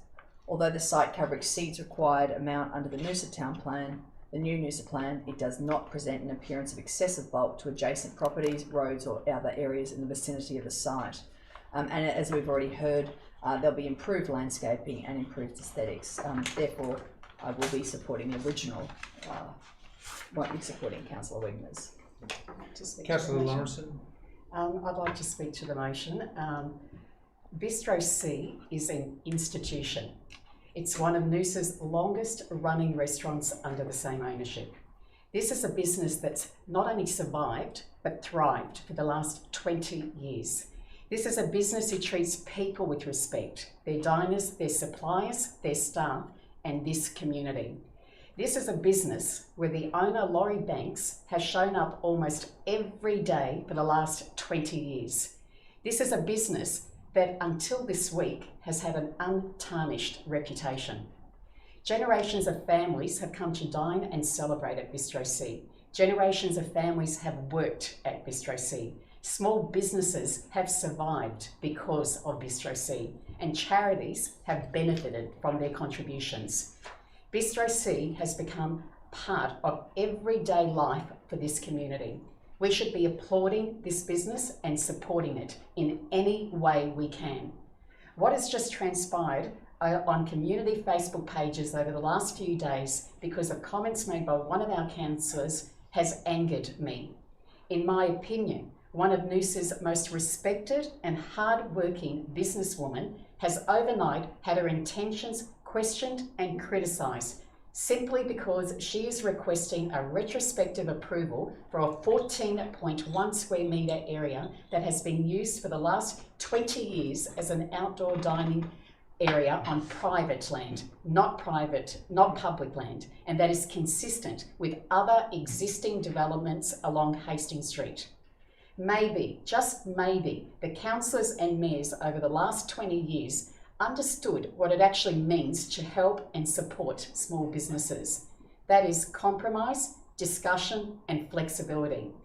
So let's applaud this council for helping small businesses, especially during these challenging COVID times.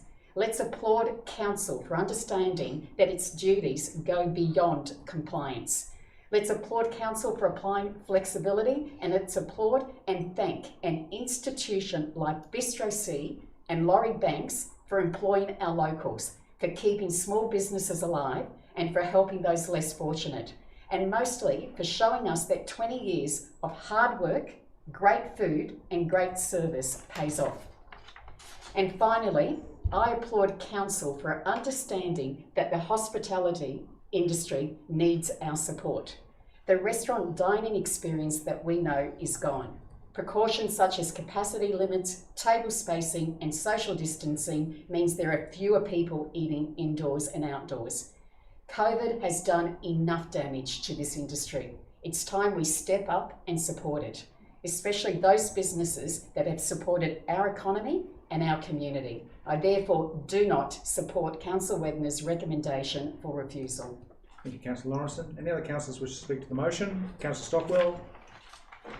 Oh, yes. So we're dealing with a development control matter.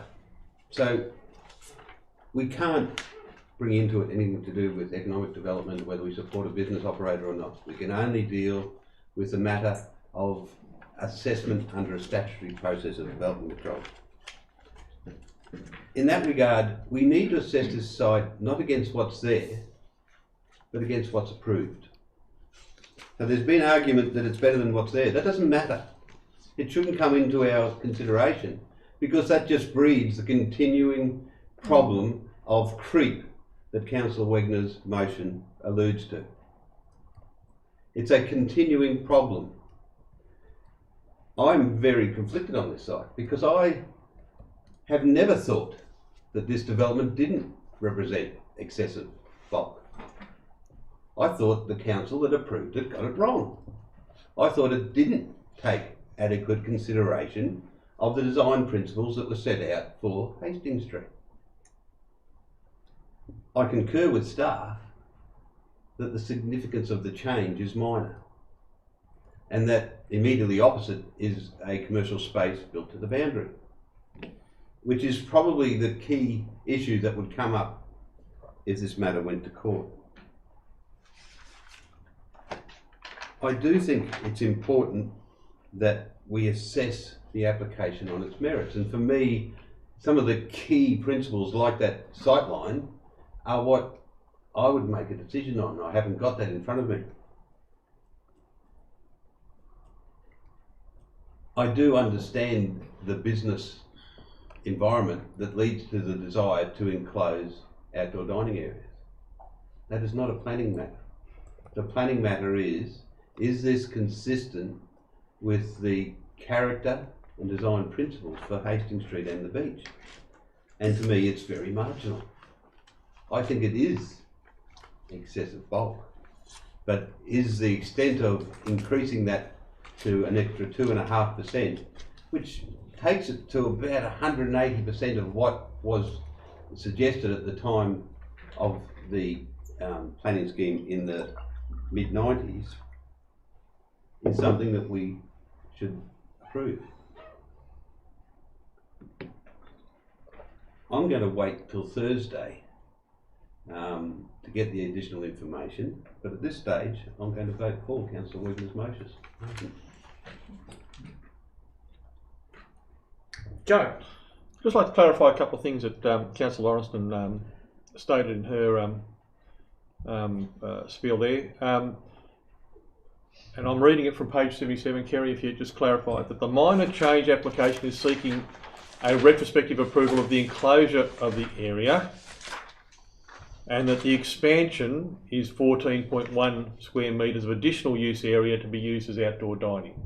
That's how it reads. That's right. That's not quite what my interpretation of what Councillor Lawrenson said was. She was relating to the retrospective nature being 14.1 square metres. The enclosed gross floor area totals what? That's not clear. That was previously outdoor dining that is now enclosed. Yeah. I don't see that figure. I don't see that figure anywhere. It's approximately 50 square metres.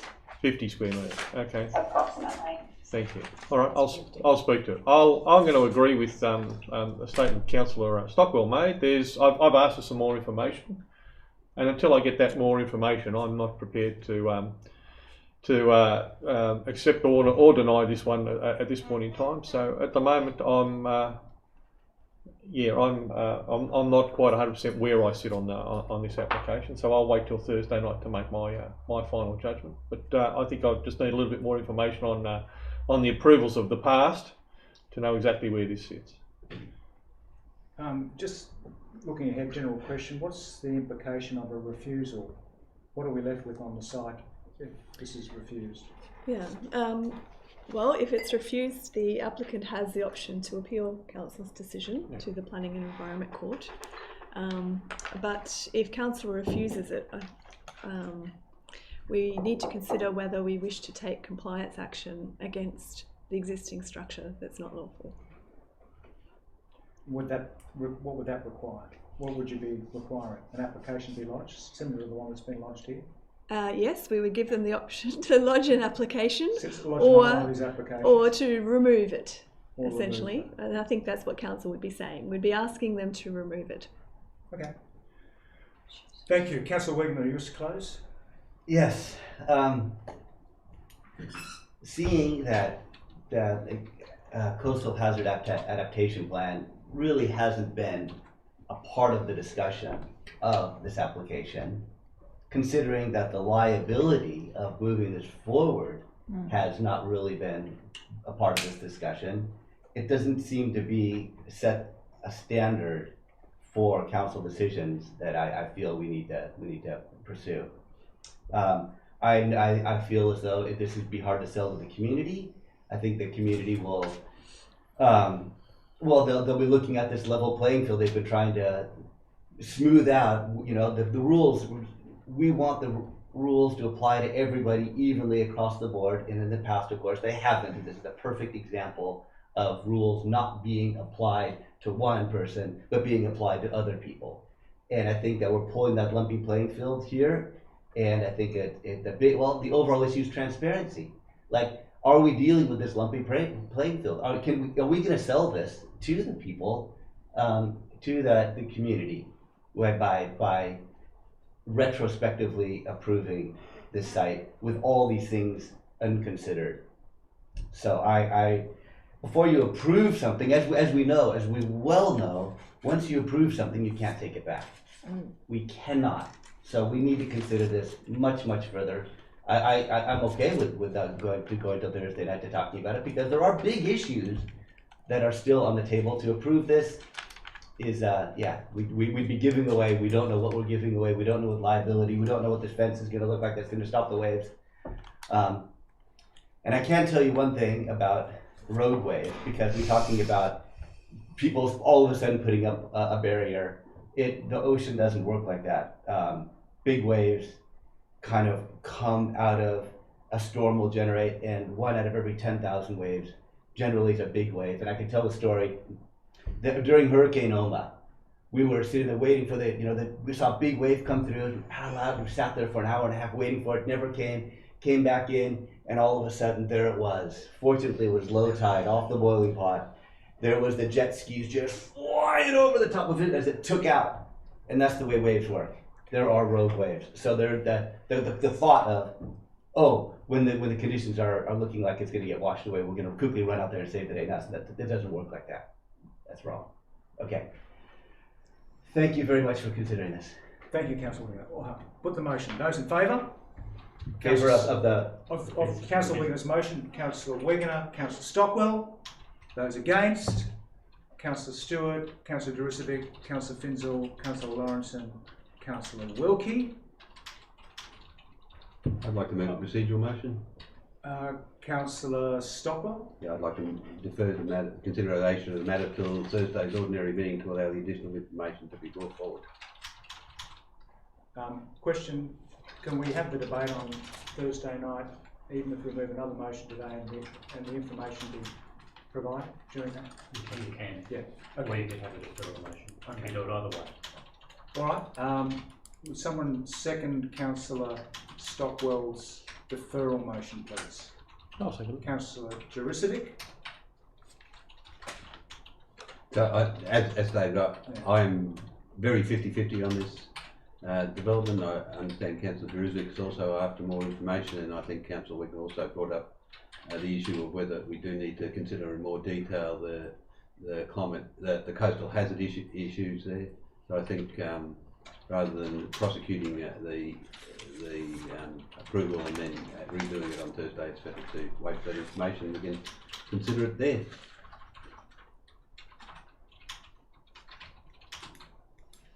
All right, it's Councillor Stockwell's view on it.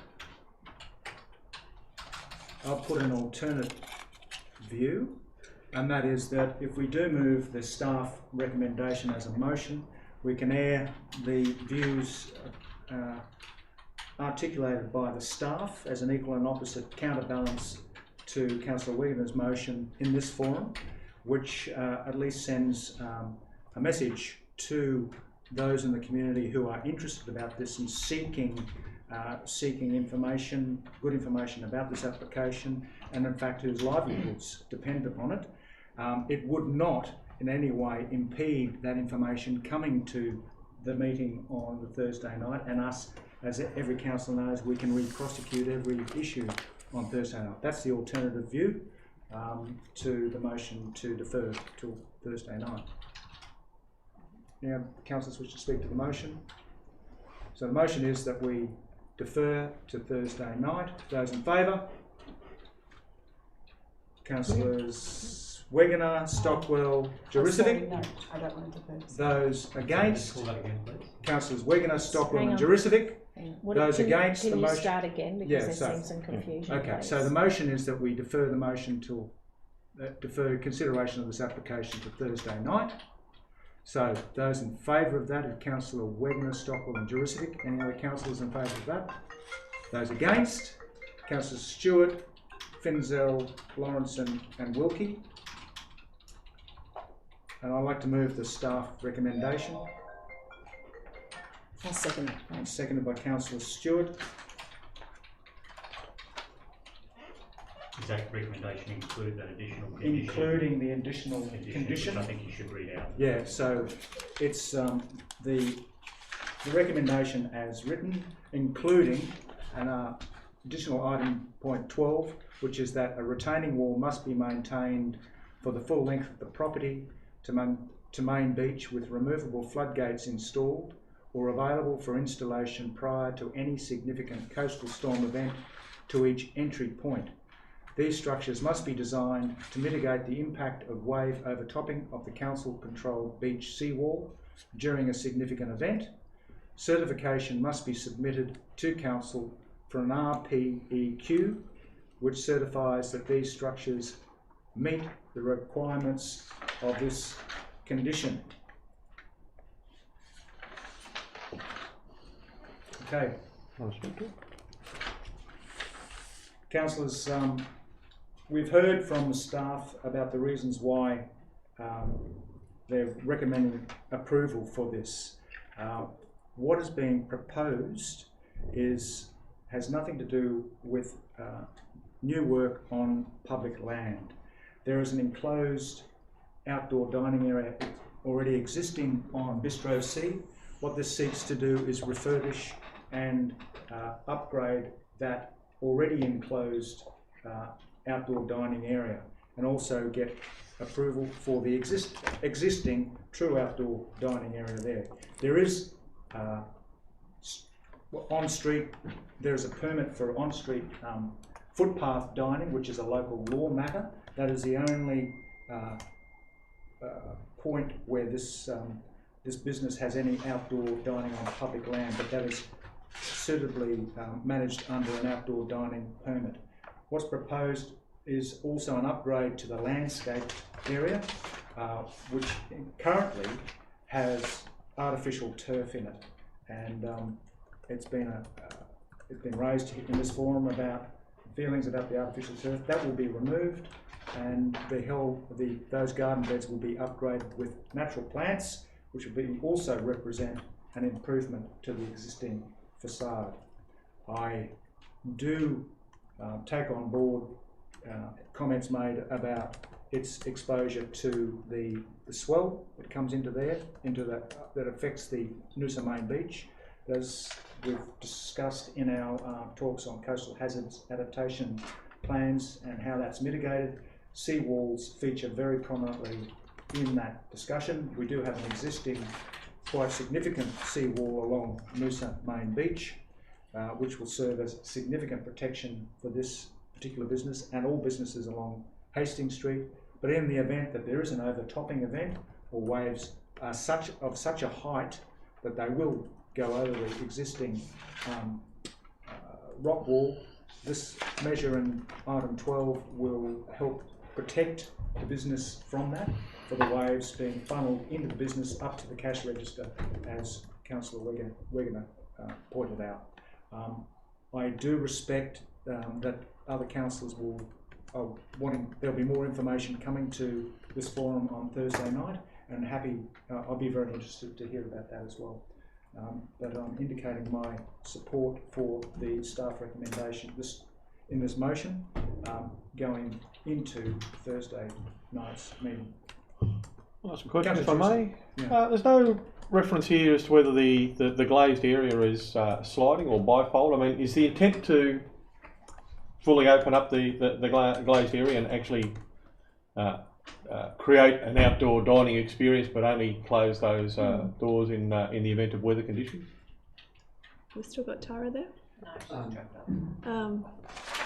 It's bifolds, isn't it? It is bifold. Yeah. I thought I'd read it somewhere, but I can't see anything in the plans that actually state what type of structure that is. So that is the intent to open it up as completely as possible and have the outdoor dining experience. Thank you.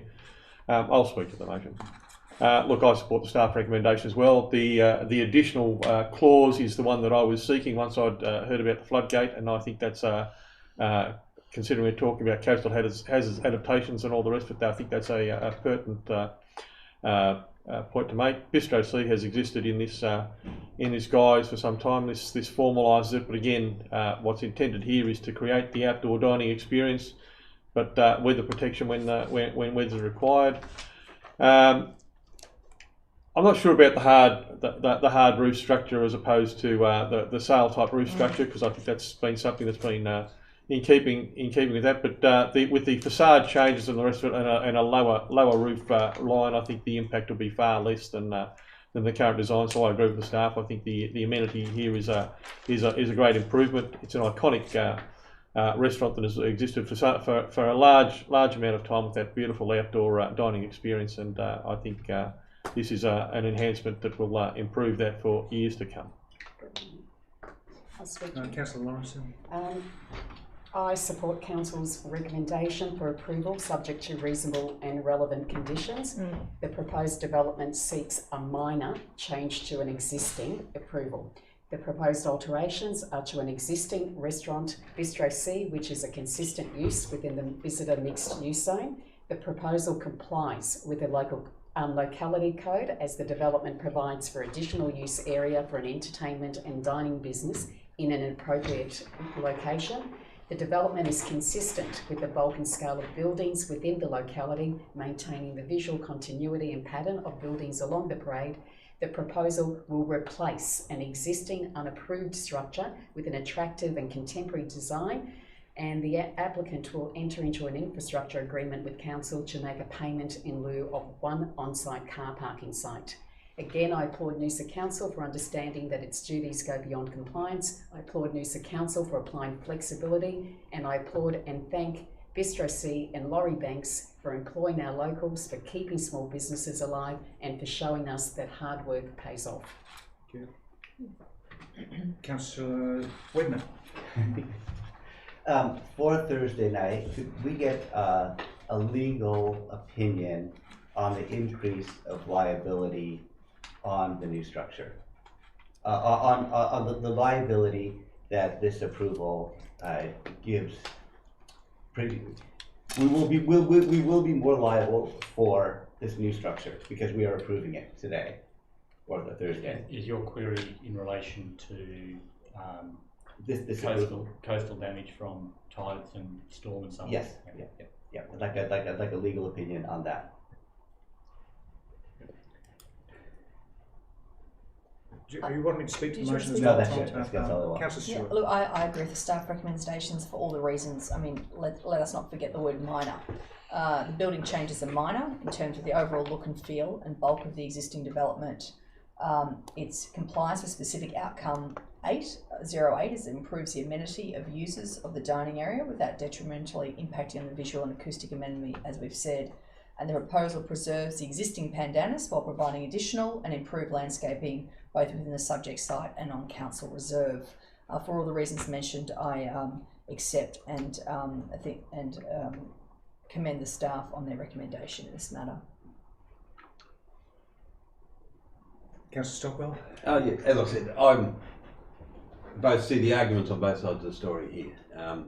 For me, there'll probably be the additional information is required for me before I support it. I do like to point out at this stage that acceptance of a car parking contribution for use for active transport and public transport purposes is acknowledgement that we don't think additional car parking will solve the problem of Hastings Street. If you think additional car parking for Hastings Street is required, then you shouldn't support this motion. Well, the other councillors wish to speak to the motion? I'll put the motion. Those in favour? It's Councillor Stewart, Juricevic, Finzel, Lawrenson and Wilkie. Those against? It's Councillor Wegener and Councillor Stockwell. The motion's carried. Thank you. We'll call it a 5-minute. That'll be appreciated. Yeah, that adjournment. is.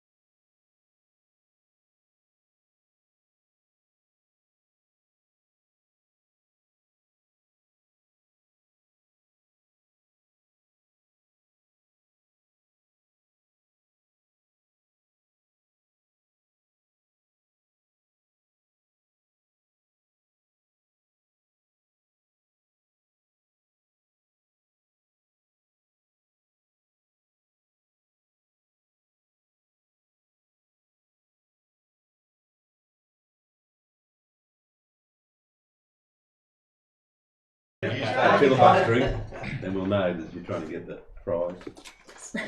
Yeah, we all want the prize. Done. Okay, we're all back. Councillors, to declare the meeting open again. We're now up to item 4, which is an item direct to the General Committee, which is the proposed lease of the Cooroy Data Centre at 11A Maple Street, Cooroy. Welcome, Dennis. Councillors, questions for Dennis? I've got a few, Dennis. What's the cost of the building? I understand this is a bespoke building. Can you give us an idea what it costs to build? Off the top of my head, in 2008 dollars, it was around 800,000. 800. So is That's 30... excluding land. Wow. But that's with all the... That's fitted out. That's fitted out with all the technical stuff inside. The technical stuff inside was not the building would have been the greater cost one. Well, the services are part of the building, yeah. So 34,000 represents roughly about 4% return. Is that considered good for a commercial tenant? Considering we didn't pay for all the building, yes. That is. A lot of it was grant funded. Okay, that's not a bad return. I was actually involved in that back in 2008, but my memory's a little hazy about how much the grant was at that stage. So it wasn't all council funding. And a lot of council's contribution was project management and delivering that. That's a good money spinner then for council. Yep. And why has it taken it 2 years to find a tenant? We had Mac leave in 2018, yep. And one of the other project partners who are involved in the wireless and fibre component of the project actually became the tenant in a rolling sense for a number of months there, and I was negotiating with them. And then their business sort of model changed and they withdrew. They probably had me in negotiations for the best part of a year. And they were paying rent, but ultimately they decided to leave after a year as well. And then I was negotiating with another party for probably around 4 months, and they withdrew. So it's just been that lengthy negotiation process. What about the pole or the receiver that's going to go on top of the butter factory? Yes. Is that very heavy? Because the butter factory is a pretty old building. Yeah, actually, there was a mast on the butter factory for the previous wireless partner in the project. So essentially what we're looking to do is to replace that mast that's there, and if you go on Google Street View at the moment, you'll see that mast in the location that we're talking about. So we're really just seeking consent to probably replace that mast with a new proponent. Is that incorporated within the lease value of this building, or is that a separate lease arrangement with the butter factory? It won't be a lease. It'll probably be a license for an aerial on an adjacent building. I mean, like mobile towers and that, they usually pay people for the provision. Is there a fee to host that mast? Yeah, I think realistically it wouldn't be in the realm of a mobile phone tower. Okay. We're talking a transmission antenna, right. But there may be a modest license fee involved. So improve Wi-Fi in town? Potentially it will provide wireless internet connection for customers in Cooroy. Okay. And they'll be looking for other sites around Noosa to deliver the same. Okay. So would that be line of sight? I don't believe it's necessary for line of sight. Like it's yeah. I might have a conflict of interest then, because I'm still on ADSL too.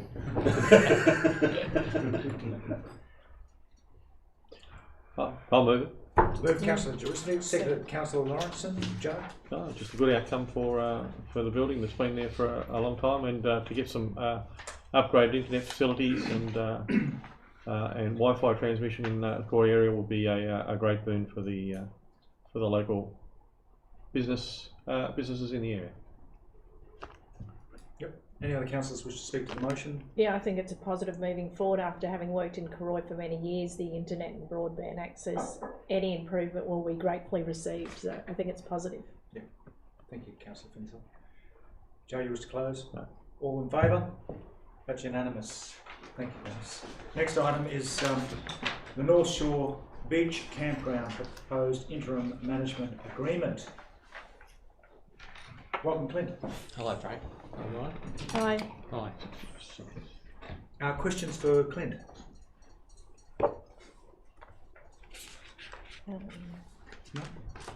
Sorry, I'm just reading the additional paragraph that's been proposed. Well, if there's no questions, I'll move that with the additional. Okay, move Councillor And I'll Stockwell, read that seconded additional paragraph. Councillor Stewart. Yes. Further, that staff undertake a detailed induction of the new manager to identify the key environmental attributes and sensitive sites, and to outline visitor management expectations to ensure the park and adjoining dual system is managed in line with environmental best practice. Okay, I get what's. I now understand. Thank you. Good addition. Yeah. You wish to speak to that? Only that I suppose when we're going to a company, I think it's really important that the on-site staff are really aware that we want this to be a premier eco-tourist experience, and that we and Landcare, with a lot of their effort and voluntary effort with their trainees, have done a lot to try and improve environmental management around the place. So I think it's fitting that we make sure that we make our expectations clear and to provide them with the information they need so they can manage visitors when they come. Sorry, I do have a question for Clint. Yes, Joe. The current managers, how long have they been on site? Through you, Mr. Chair, they've been there since, that's in the report, I think it was 2012, yeah. And they've had 1st of August 2012. They had no desire to continue? Okay. Eventually you find a lot of these leaseholders, they burn out, but there's a 7 days a time, week. yeah, time period where you're keen to do it, and eventually it loses its allure. And I just do have a question for Clint. Yeah, can you just clarify how long this permit will be for? It'll be for 6 months, and that takes us up to the end of March. And what will be the process following on from the end of March? Well, we'll go through we'll do a full tender. After that, we'll go out publicly and appoint a new operator. Is that still subject to COVID restrictions? I mean, if COVID restrictions are still in place, would we go out full tender then, or would we potentially play it by ear, so to speak? No, through you, Mr. Chair, we'd go out fully. All right. Okay, thank you. Okay. You wish to close, Brian? Put the motion, those in favour? That's carried unanimously. Thank you, Clint. Next, item 6, the street sweeping services. Hey, I've tried to get on there. I'm just trying to track the staff down for this one. Because I do have some questions on this one. Bit after God.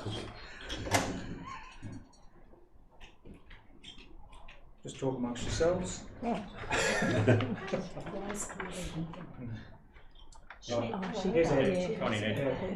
just got off crutches. I'll sit at the front. Come on, guys. The mountain, she came out. Welcome, Abigail. Welcome, Morning. Oh, afternoon. Okay. It's the awarding of the tender for the Noosa street sweeping services. Questions, Joe? How does an operator that's been operating our service for the last 4 years score 70 for capability and 65 for experience in a tender process? Are we dissatisfied with the way they've been delivering the service? Not necessarily. It's the way we can only judge it on their submission, and their submission was okay, but SPS have a wealth of experience as well. Obviously, they're doing the Sunshine Coast, a number of other local authorities. So that was my next question. Where are they doing? So they're the current operator in the Sunshine Coast area. And Brisbane. Do they have small style trucks that the current street sweeper service has that runs around as efficiently and as quickly as the current service does? Yes. Okay. Is their business operate around eco-friendly cleaning services and current best practice in terms of moving towards zero emissions? it wasn't really part of the tender assessment, but it's not part of the tender assessment. There is an environmental aspect to the tender. It's one of the criteria, and that contractor has put in environmental management plan. That's right, but they also they operate modern fleet as well, which are all up to the latest environmental standards. We haven't got anyone proposing electric vehicles or hydrogen vehicles for the future? No. Can we put that in the tender next time? Well, as a possible environmental tick. If the technology's there, I guess we can. But We can have electric garbage trucks, so hydrogen garbage trucks. Question then, so can you tell me in what ways they are complying to our environmental management plan? What would be your top 3? Our environmental management plan. Well, you've just said the company complies with our... Oh, they do? Yes. And how does that comply with council's requirements around that? Well, it's written around the Australian standard. So we haven't, on this particular tender evaluation, done a minute check on all of the aspects relating to environmental management. So that essentially, you know, the contract is about mechanically sweeping our streets. So perhaps if I can just pull out that you've got one of the criteria is environment and sustainability. So can you talk in terms of the criteria, what you were looking for? So they have a dedicated environmental management plan. SPS and EnviroSweep both have that documentation. The third contractor didn't. We just tick the box. Yes, you have a plan and you enact it. Yes. That pertains to how they dispose of the waste, how they run the vehicles. We, in the report, I've outlined how we dispose of the waste, which we process it into topsoil at Ringtail Creek. SPS. If you like, I'll provide some background, which I think might be information. The act of street sweeping is one of the most cost-effective ways to reduce nutrients getting into our waterways. Absolutely. So I remember in the old Maroochy Shire's water quality improvement plan, it was cheaper to get more nutrients per dollar invested by street sweeping than actually going to expect the stormwater detention systems. So the environmental impact is a positive one because you're actually removing, it's mostly leaf litter and organics that would otherwise be flushed into the system out into the rivers and have nutrients go. So the fact that we're collecting it, putting it into the dump, composting it, reusing on landscape is actually putting that carbon and nutrients back into the soil. So on top of that, litter and sediment management that comes with that sweeping process. So you're stopping one of the things with the river plan and one of the things with the Oyster that's become noted is sediment that flows off. So preventing that sediment from flowing into the stormwater system and out into the river is a huge thing. Is that along the lines of what you were hoping for? Yeah, that's good feedback, but I'm more looking at what benchmarks you look at when moving forward to, minimising our impacts as a council on the environment. Like, for example, does this company use non-toxic cleaning agents when dealing with their machinery and things like that? What's your criteria? No, we don't go into that. I mean, one of the ways we support this is exactly as Brian said, is recognising that the service they provide is actually good for the environment. I should, Councillor Peregian wants to pull you up, it's not waste, it's resource that we haven't reused yet. Right. Well, that's one of the things I love about this service, one of the reasons I support it and I've always maintained that. On page 10, you mentioned that the invitation of public tenders attracted 3 conforming respondents. How many unconforming tenders did you receive? We received 3. That was but they're all conforming, yes. Fantastic. One point that was brought up after the last tender, and are the vehicles required to be Noosa Council signed? No, they're not. No, they're not. Could they do that with their LED lights on the pavement? Sorry. There was a point raised by one of the failing tenderers last time, that's why I raised the question. Well, we have a motion for us, Councillor. I'll move the motion. Move Councillor Drusovic, seconded Councillor Stewart. I can't speak highly enough of how important this service is to our council and our environment. So I strongly support this service continuing, and clearly we've got a contract that's going to deliver as good as, if not a better service for a better price. So I support the staff recommendation. Just a question, how many times how often can residents expect to see the street sweeper? In residential streets, 6 times per year. 6 times a year? 6 times per year. Yep. Once every 8 weeks? Yes, yeah. Or thereabouts. There are different frequencies for different precincts, I guess. So it runs from daily to weekly, fortnightly, monthly. And then we've got the residential, which is 6 times per year. Well, where's it done daily at? Hastings Street? Can't remember, to be quite honest. Yeah. Noosa Junction. Gippy Terrace. Yeah. Hastings Street doesn't get swept. Okay, it doesn't? No. Right. Not by a street sweeper. It's swept by the cleaning contractors. Okay. Yep. Thank you. Places like I was Sunshine Ryan Street the other day, whole stormwater put leaves. So we sort of adjust service to where we know there's problem areas. And yeah, and one of the reasons we went for SPS is they keep records of what they sweep and when they pick up, and optimise when they revisit those sites. But yeah, you would experience that after the rain we had recently, and of course, yeah. Within a budget, we also have ad hoc services, so we can direct them to the hotspots as we need. Right. Any other councillors wish to speak to the motion? Okay, Jody, wish to close? No. Put the motion, those in favour? That's carried unanimously. Thank you, guys. Thank you. Next, item 7 is the Noosa River Oyster Ecosystem Restoration Project Annual Report number 1 and outcomes of the independent review of monitoring and evaluation plan. Welcome, gentlemen. Well, thank you. The two Craigs. I have a conflict of interest. He's trying to bring in Councillor Stockwell. Yeah, so I've well, we didn't have the wording up there. Have the perceived conflict of interest in that I have had a professional relationship with Everhard Consulting, specifically in 2016. There we are. I'm looking down one at the top.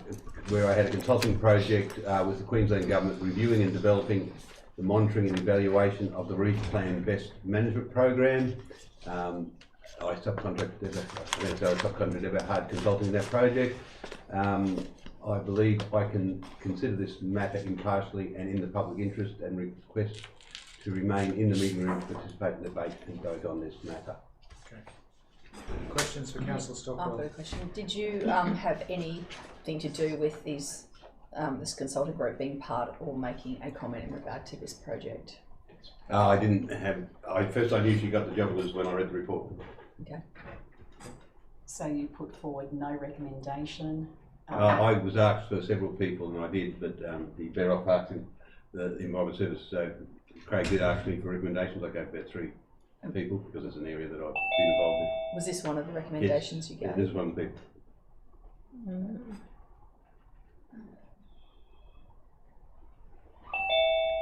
With the other 2 recommendations that you put through, had you had any relationship with them previously, Brian? Well, if you ask Craig, I'll go back and look at what the email said. So, do you want me to provide a response to that? Yeah, Craig? Yeah, sorry, I wasn't clear. You wanted a response from me. Yeah, if you could just say, I've asked Brian, but he's just checking. That's I actually can't recall Brian's offer to me. I engaged Rachel Everhard Consulting because I'd spoken to her about 12 months earlier when I was looking for a consultant to do the external review of the multi-year environment collaborative grants. I didn't end up using her at that time. She was recommended to me then by a former colleague. I used a different consultant, but I remember in my discussions with her at the time that she had a very strong interest in monitoring and evaluation. So when this came up, I consulted her. I did have an informal discussion with Councillor Stockwell because I know he knows this area very well to see if he had any suggestions, but my memory is by the time he provided suggestions I'd already engaged Rachel Everhard. So, could you elaborate on your relationship with Rachel, Brian? Is it what you would consider close and personal? Are you friends? No. 20 years ago we worked in the same department. Yep. And we did our masters together, which we might have had 1 or 2 subjects together, but it's always just been professional. It was as a result of her work with the Reef Plan that I had. She was doing her PhD on evaluation of the Reef Plan, and so I got the consultancy. So that was the only time we've worked collaboratively together, and that was probably a 4-month process. No. I'm happy to move it. I'll move that Council note perceived conflict of interest to Councillor Stockwell and resolve that this represents a perceived conflict, and that he may remain in the meeting to participate in and the debate and vote on the matter. I'll second to Councillor Stewart. And again, Brian being one of our, with his environmental background, would come across a number of consultants in this area and again be associated with them in some way, shape or form over time. But I don't believe that the relationship that he has mentioned in any way, shape or form constitutes anything more than a perceived conflict of interest in this matter. Any other councillors wish to speak? Yeah, I'm satisfied from what Craig said that he didn't rely upon that information from Councillor Stockwell, and similarly also Councillor Stockwell's relationship he had only realised, as did we all, when he obtained this information. So I'm satisfied that he can be impartial in regard to this report. Thank you.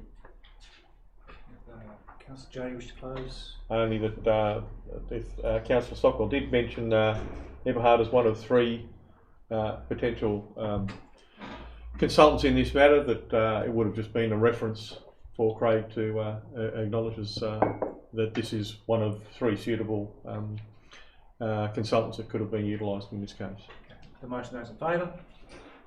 It's unanimous. Councillor Stockwell will vote. Okay. I just had the other 2, both people I knew when you would see. Chris Gillies from the Nature Conservancy is also online. All right, Councillor, we have Chris Gillies from the Nature Conservancy online, and this is, we want to talk to Chris. We look at this camera here. Yep. Hello, Chris. Morning, folks. Hi, Chris. Thank you. Right. I've got a few questions. Councillor Stewart, questions? Surprise. I'll start with this one. The Noosa River Stakeholder Group on page 15. Who is in that group? I believe it's mentioned in... there was not currently a Noosa River Stakeholder Group. It hasn't been established. I'm currently working on a terms of reference for that group. So currently we haven't established who's in that. We have not. Okay. No. Only the generalities of the nature of the people to be in that group, not the specifics. Yeah. The annual report that we've received, thank you very much for that, notes that the state permits to be achieved by the 31st of December, as per page 11. Here, I've highlighted it. But in Schedule 1 of the Funding and Alliance Agreement states under 13A, the permits are to be granted within 12 months from the 1st of July 2019, which would mean that the permits should have been granted by July, the state permits, by July 2020. There's been a discrepancy, obviously, between this is now changed from to the 31st. Who approved the change and why has that been blown out 6 months?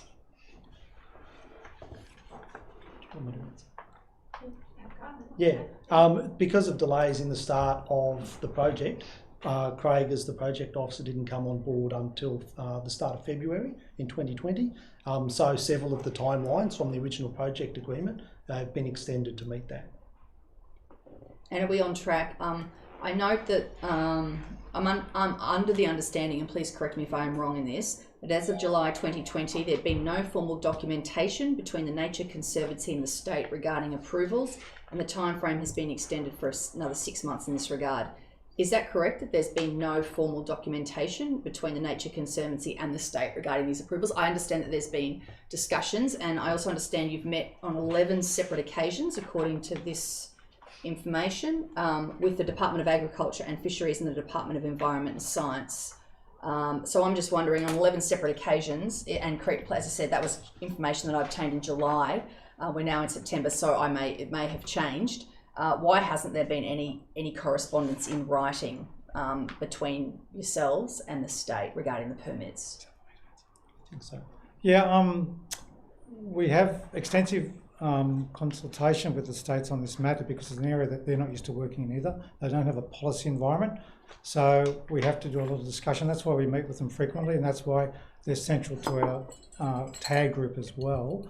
We haven't entered in any formal documentation because the first step in that process is to meet with Sarah, the coordinating agency for permitting, And we know from experience from the previous project that if we met with Sarah now, thus embarking on a formal process, they basically give us a whole bunch of recommendations of work we need to do to prepare the permits. But what we have already, thankfully, on our books is what we need to do to prepare for the permits, and that is quite an extensive amount of fieldwork and engineering research to prepare the permit applications. And once we've finished all that work, then we'll formally sit with Sarah, not before. And in discussing that with the TAG members from the departments, they think that's a good strategy as well, because they know that the government agencies will just send us back to collect all that data anyway. So we're collecting it at the moment, we've contractors collecting that data, and when it's ready, we will then sit down formally with the agencies and say, is this to a standard acceptable? And we think that's we think that will be a more efficient strategy. So 31st of December, we're at nearly, say, September, October, we're at about 3 and a bit months. And you're on track to get those state permits according to this annual report by that time, 31st of December? Well, we're working towards, I think there's probably a good chance of it. The heavy lifting is really in the background information we need to collect to present to the government.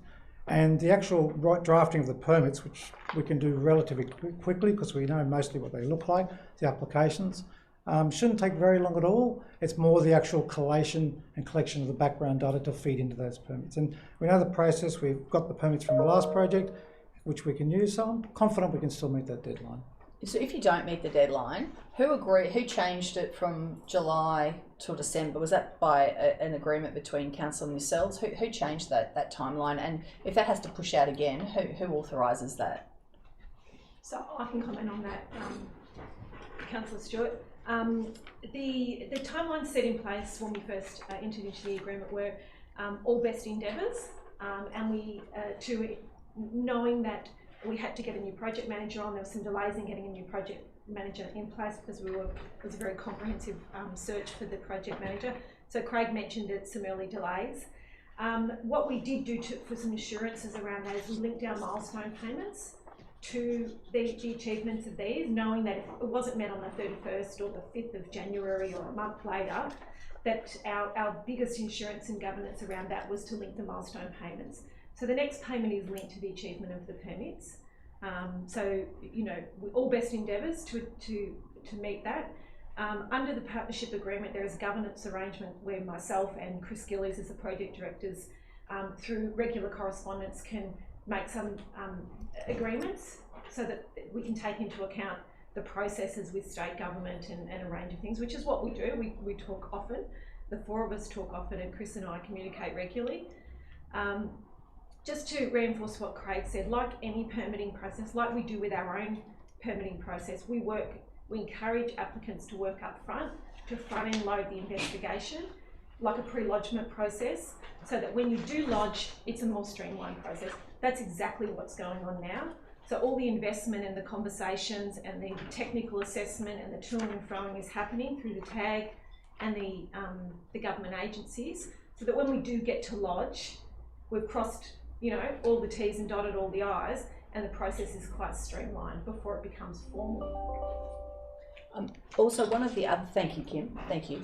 One of the other criteria that for that next scheduled payment of $200,000 is obviously consultation and engagement with the Cabby people. Where are we with that? Well, admittedly, Marriott is slow, but we are talking to them. I've been talking to them. I'm trying the next couple of weeks to actually directly meet with them. Even that has been very difficult to achieve. But there is goodwill, and I've had some good correspondence with Cabby representatives who are aware of the project, have indicated their support for the project, but have expressed quite strongly that they are rather overwhelmed with their obligations, and that while they're supportive, they've had to prioritise other kinds of projects ahead of ours. But I was contacted a few days ago, said they would like to meet me, and I intend to do that at their earliest convenience. And I've got one more question. In regard to, again, 31st of December 2020, the annual report says on track, community industry stakeholder consultation. It says the project has met with more than 67 key stakeholders to date.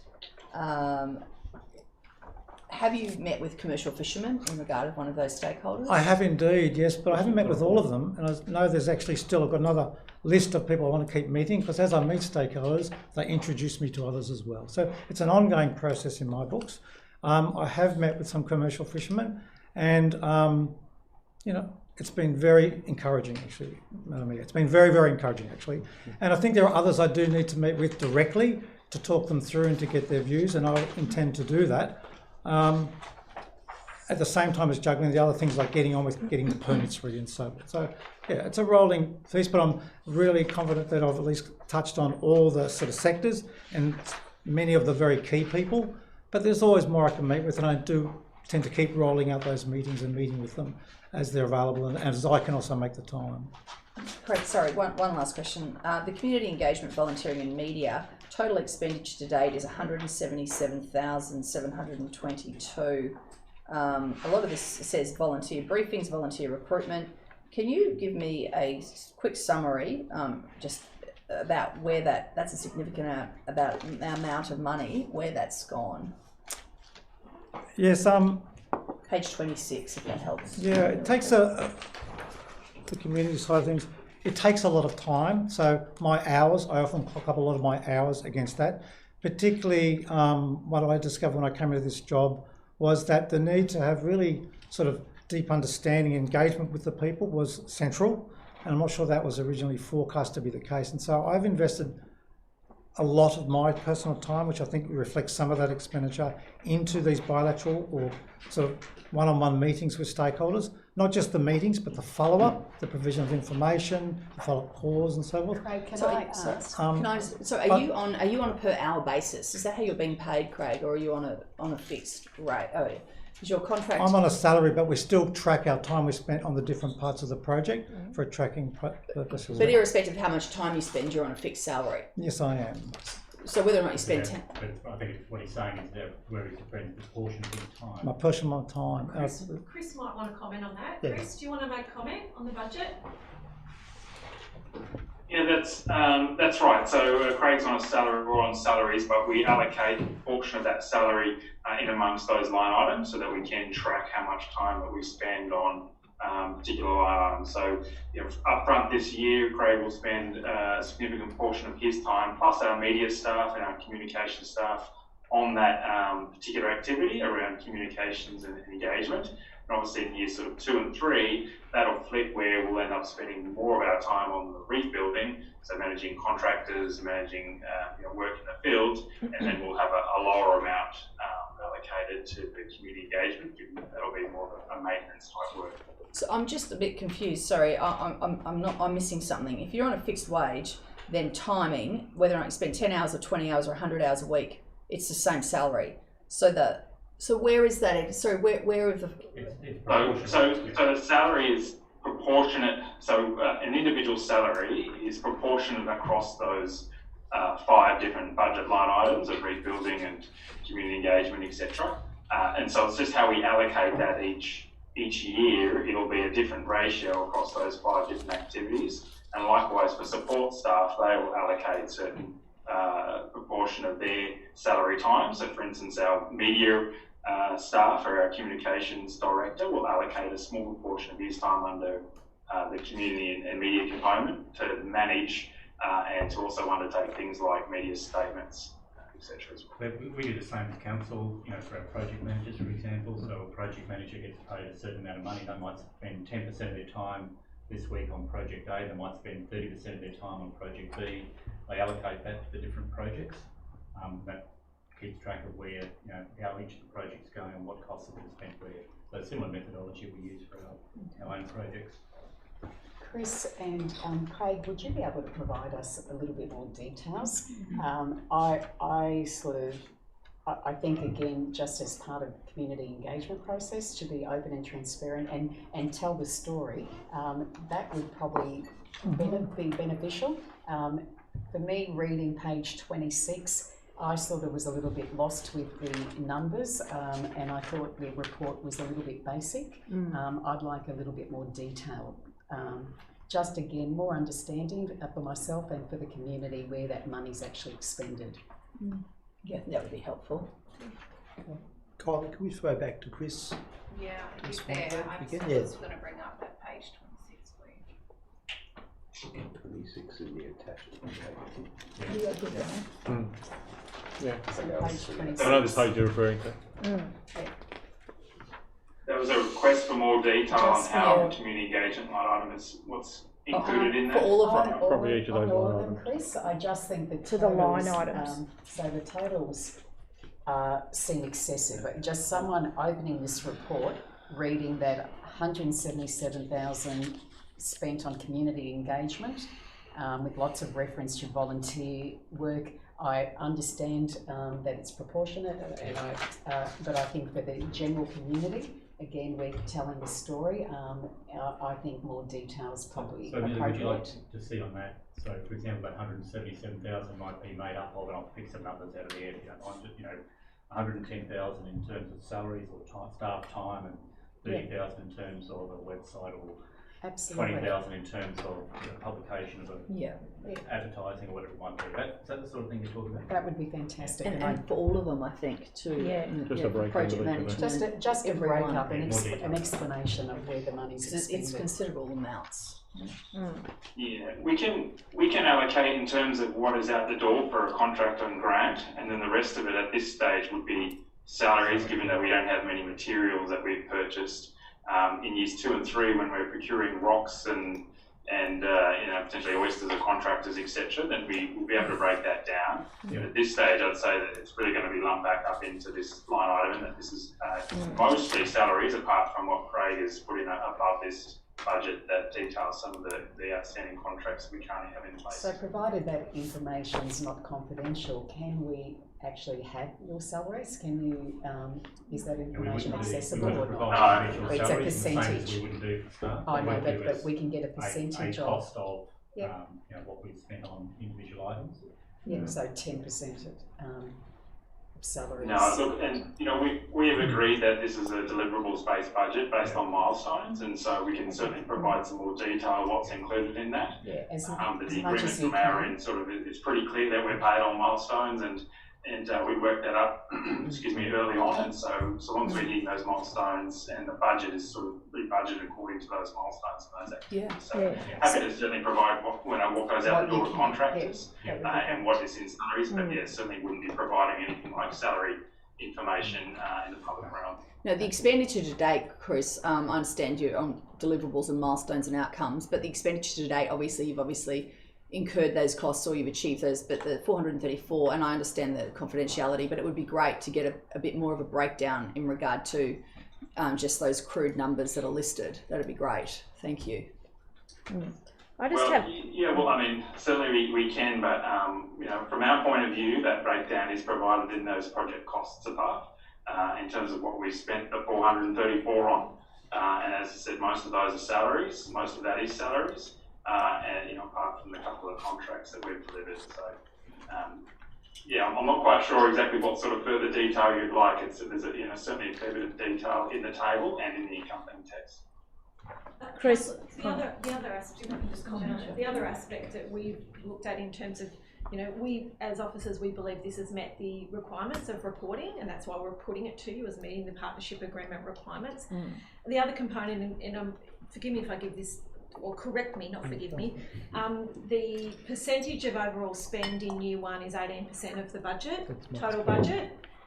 So, in terms of the 3-year program, so far 18% of the project has been spent. We think that's absolutely reasonable, given the preparatory work.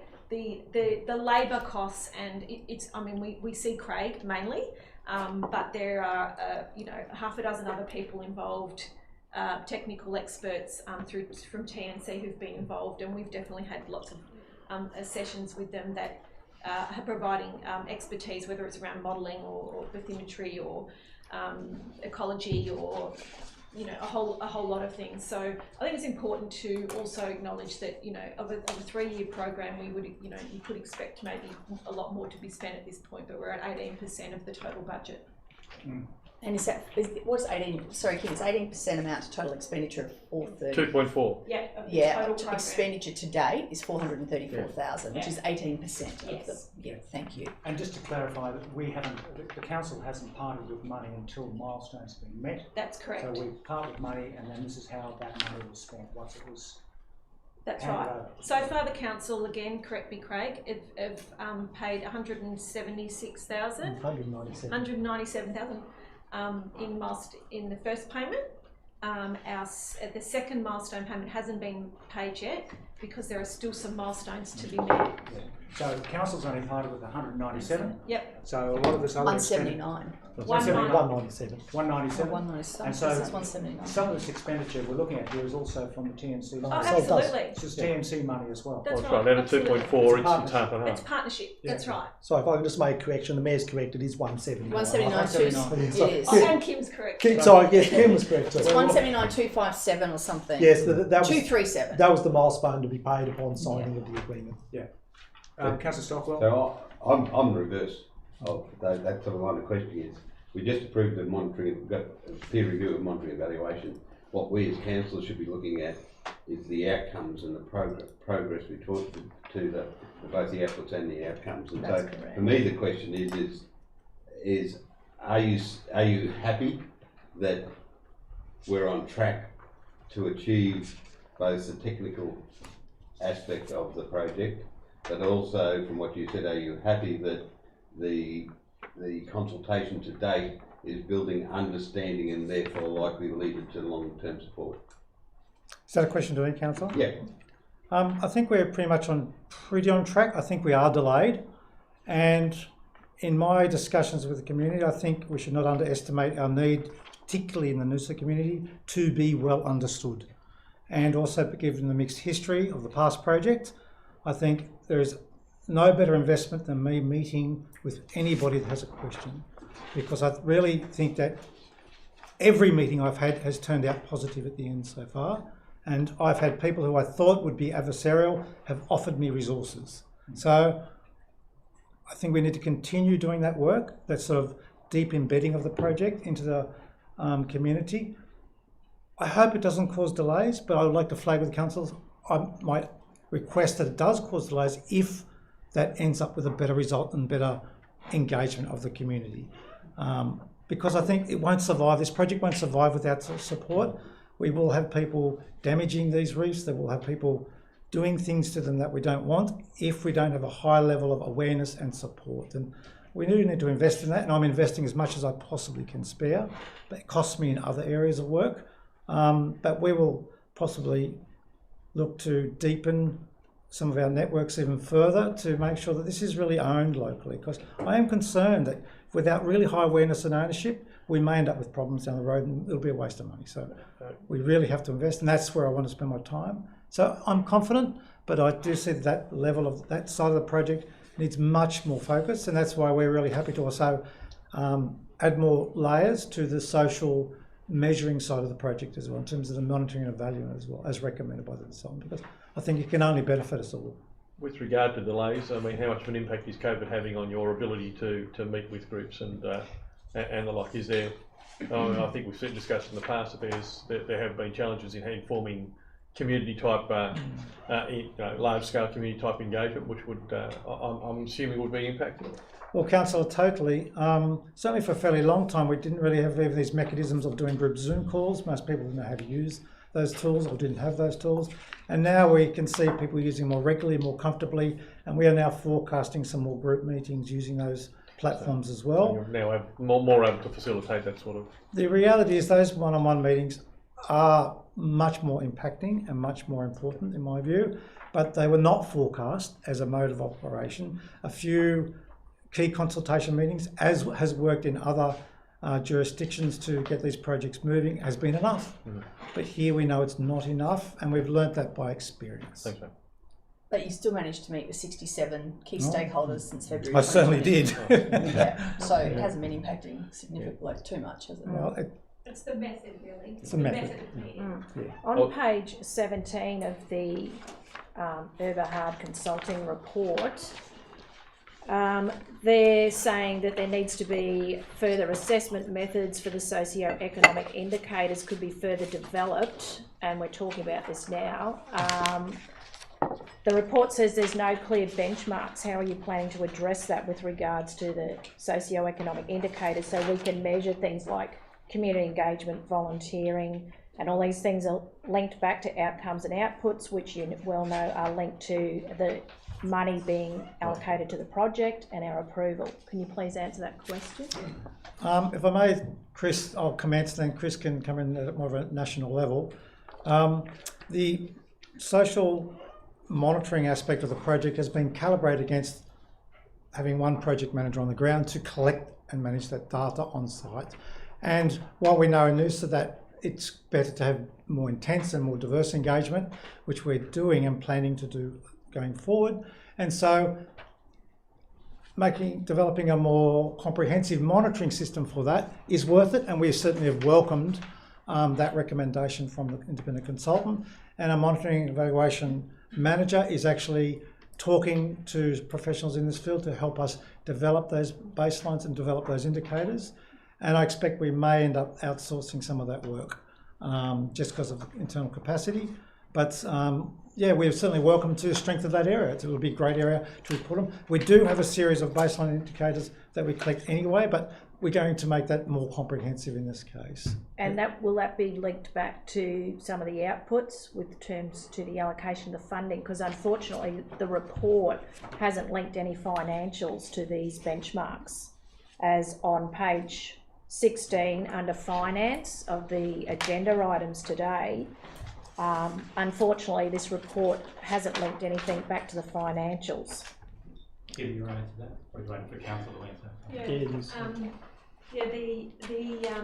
Thanks, Craig's got it right there. The partnership agreement has been struck. We've signed it. We're working through it. It had both legal firms from TNC and council review it in terms of its level of satisfaction and guarantees around it. It's got a governance structure around it, and there's regular reports to council for you to be able to ask these questions and seek the information. What I have found with TNC is they're very open to collaborate and very open to improvements and to respond to the needs that council are looking for and the questions. You know, they're as committed as we are to the success of this project, and nuancing their approach into the Noosa community. That's absolutely fundamental. So we are, continuing to work through this as a partnership and a collaboration, not as a contract management. Tick, you haven't met that, you haven't done that, you failed. That's absolutely not the spirit in which Chris and I work and Craig work. They're not employees. They're not employees. It's a partnership arrangement, and that's the way we're working through it. Clearly, we're all looking for good outcomes.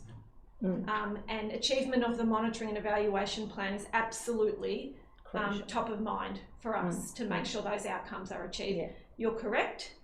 It doesn't link to our financial payments, but I can tell you that we will be doing everything we can collectively to make sure those outcomes are achieved and monitoring those with rigour and commitment.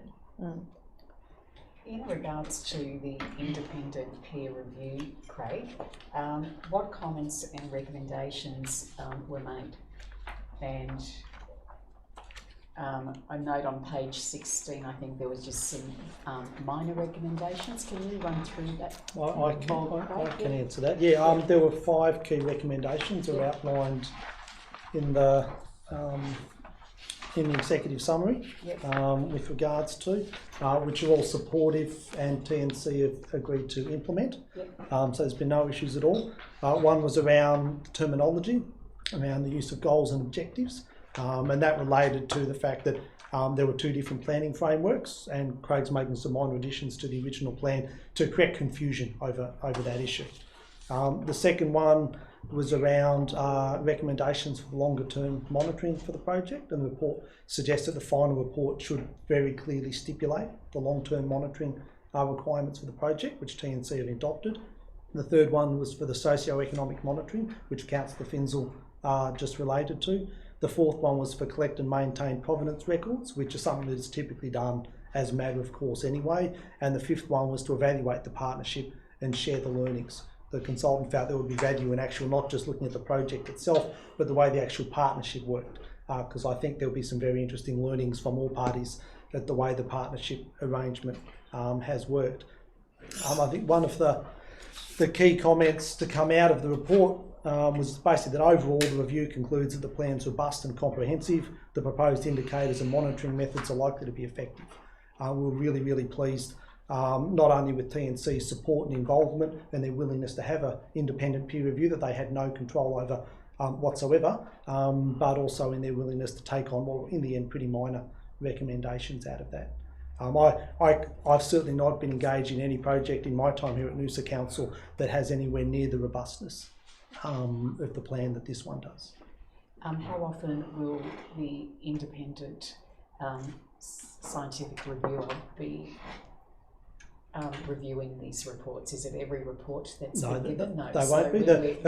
The intent of the independent review was out of the resolution from the last council meeting to address the project. It was a one-off for the project plan to identify whether it was an appropriate monitoring and evaluation. We already have a really strong network through the technical advisory group, through council's own environment officers and through the expertise at TNC to go through and review all the outcomes and results that are coming out of the project. If council seeks independent external review at other stages, that's certainly an option the council can pursue in the future. Okay. I've got two, if I may. Provenance records for introduced species. I thought the spat was of a level and a consistency within the river that we weren't looking at introducing. Does that also apply to any shell or anything like that is introduced into the system? No, the shell that we would be using would be dried, and meeting a biosecurity protocol would be sterile product basically. So there wouldn't be any need for any provenance records. Is there any likelihood that we'd be introducing spat or? We've been discussing it. There are quarantine facilities that produce spat, which they settle onto dried quarantine certified shell that can be used in projects like this, and as a standard are used to sort of augment the natural recruitment onto the substrates. And we're still investigating that. Our inclination is not to introduce anything foreign to this river. We are very, very, very cautious. So I was really surprised to see the provenance records were being required, because I wasn't of the understanding that permit requirements require us to keep those records anyway, but we're happy to state it explicitly in the MER plan, which it hadn't been explained. And the only other question I said, I think you answered it. I noticed Boral was one of the contacts that you'd had. I'm assuming that's for rock and that's correct, and those sort of products that may be used in the actual structure. That's it. Okay. I love the vision of this. This is where Noosa is going. This is why Noosa is the way it is today, and it keeps going. But at first I was like, oh, what a waste of time before to do the monitoring report. But I love that what's come out of it. And I think most importantly, I'd like to actually indulge myself, read a paragraph here. Number 5, which is in the recommendations, evaluate the partnership and share learnings. And the paragraph says, the partnership agreement aspires to demonstrate a, quote, leading example, unquote, of collaborative alliance that, quote, achieves superior outcomes, end quote. As well as learning about oyster restoration, the project should also evaluate and reflect on the learnings about the partnership itself. The partner should contract a third party to facilitate a partnership evaluation near the end of the current project. Findings should inform future partnering arrangements between Noosa Council and TNC, and may also be helpful to other organizations considering similar arrangements. Now, the oyster project in the river here is pretty novel. It's not, there's not a lot of oyster restoration projects in rivers. It's a novel thing. What's been happening so far is worth noting and is a part of the learning process. Question. Yes. Of course it is. No use. So this is an additional, recommendation towards the end there, and I'm hoping it's obviously a few years away, but to consider this, as a part of the project, saying yes, we want to actually maintain our records, maintain the stories of what's happened here, so that we can, as Noosa lead the world in partnership projects with TNC and others? I think it was a very good recommendation, and we certainly welcome it. And Craig and I had a good chat about it and said, well, this might be the most fascinating part of the MER plan, might end up being this particular aspect. So we certainly welcome it as well. Can I just add to that? And I'll always want to remind Council that this partnership's not just about the Oyster Reef ecosystem restoration, but it's a strategic partnership that enables Council through a collaborative arrangement to access the Nature Conservancy expertise globally, and we have done that to date. It also allows to look at a range of other initiatives around our river environment, and the seagrass project's already emerged. So there's a whole lot of sort of value add from this partnership beyond the Oyster project, which, you know, absolutely, I think, you know, at the end of 3 years, or as we're leading into the end of the 3 year, we should be making sure we capture and document, you know, the outcomes of the partnership itself. Yeah, it's something new. It's novel. It's exciting, and that's what Noosa does. We lead the world, and I want us to maintain. We don't. We want to do that. Okay, second proper question, which is also very exciting. Oh, that was a question. The next question is: can you tell us about the Oyster gardening community projects? Thank you. Oyster gardening, we've identified as potentially a really good way of allowing the project to be accessible to a wide range of community members, and not just a group of select people with assigned interests or something. TNC has recently launched mussel gardening, kind of a similar vein, in Western Australia, and with, you know, resounding local support and engagement to engage people. And we're looking at a model perhaps somewhat similar for Noosa. There is a form of oyster gardening where I know it occurs in Pumice Passage. And we can sort of make it what we need it to be. We can have people actually measuring things. We can have people just growing things for the sake of it. People just looking at things that grow in oyster shells. There's a range of ways we can apply it to meet, help it from a research point of view, to answer some questions, but also just to get people's minds back into the river and thinking about how we engage with the river and care for the river. So it's as much about providing a tangible access point as it is towards contributing to our project per se. And I'm actually very excited about it. I think there's going to be wide interest in it. In people I've just chatted to about it, there's, yes, a lot of people want to hang oyster baskets off their jetties, for example. And so we have to look in, I'm designing up a proposal of how to do that and designing a guide to do that, because we don't actually have a guide to do that for Noosa yet. Yeah, that's under the category of citizen science. Pretty much so, yes. Yeah. I used to go to the gym for my mussel gardening, but not anymore. Councillor Stockwell. I was always pretty weedy. I would like to move the staff recommendation. Okay, move Councillor Stockwell. I'll second. Seconded Councillor Jurisic. Councillor Stockwell. Yeah, I do think we've had a valuable, broad-ranging discussion, and to me, while the topic of monitoring and evaluations quite often seem to be dry, what has come out of it is an acknowledgement that while this is a project about physically establishing an ecological restoration project, it's equally important to understand that it is also building capacity in the community, and that underpinning it with good social engagement is probably essential to the long-term outcomes. That's always been the case in my experience, that the more you put in at the beginning to build the partnerships, both with the delivery partners, but also with the people impacted or involved in the actual project, does come out at the end in terms of achieving the impact on the environment that you were looking for. I think it's good that we have now got some agreement around some more social indicators, the partnership, the dynamic active network analysis. What are the relationships before the project? Which ones reacted the quickest? Which changed? How did the network grow? Is it at the local level, district, regional, national, international? These are all ways to look at this project from a broader perspective that will give learnings to other people. And I think, as Councillor Wegner said, that is an important thing. I think it's great that Craig's reporting back that meaningful, discursive, one-on-one conversation is building rapport, and I hope that goes forward. I also think I understand that, there's a lot of questions earlier were about efficiency. Are we getting value for the dollar from what we see in the columns? And that is an important consideration as you go through a project.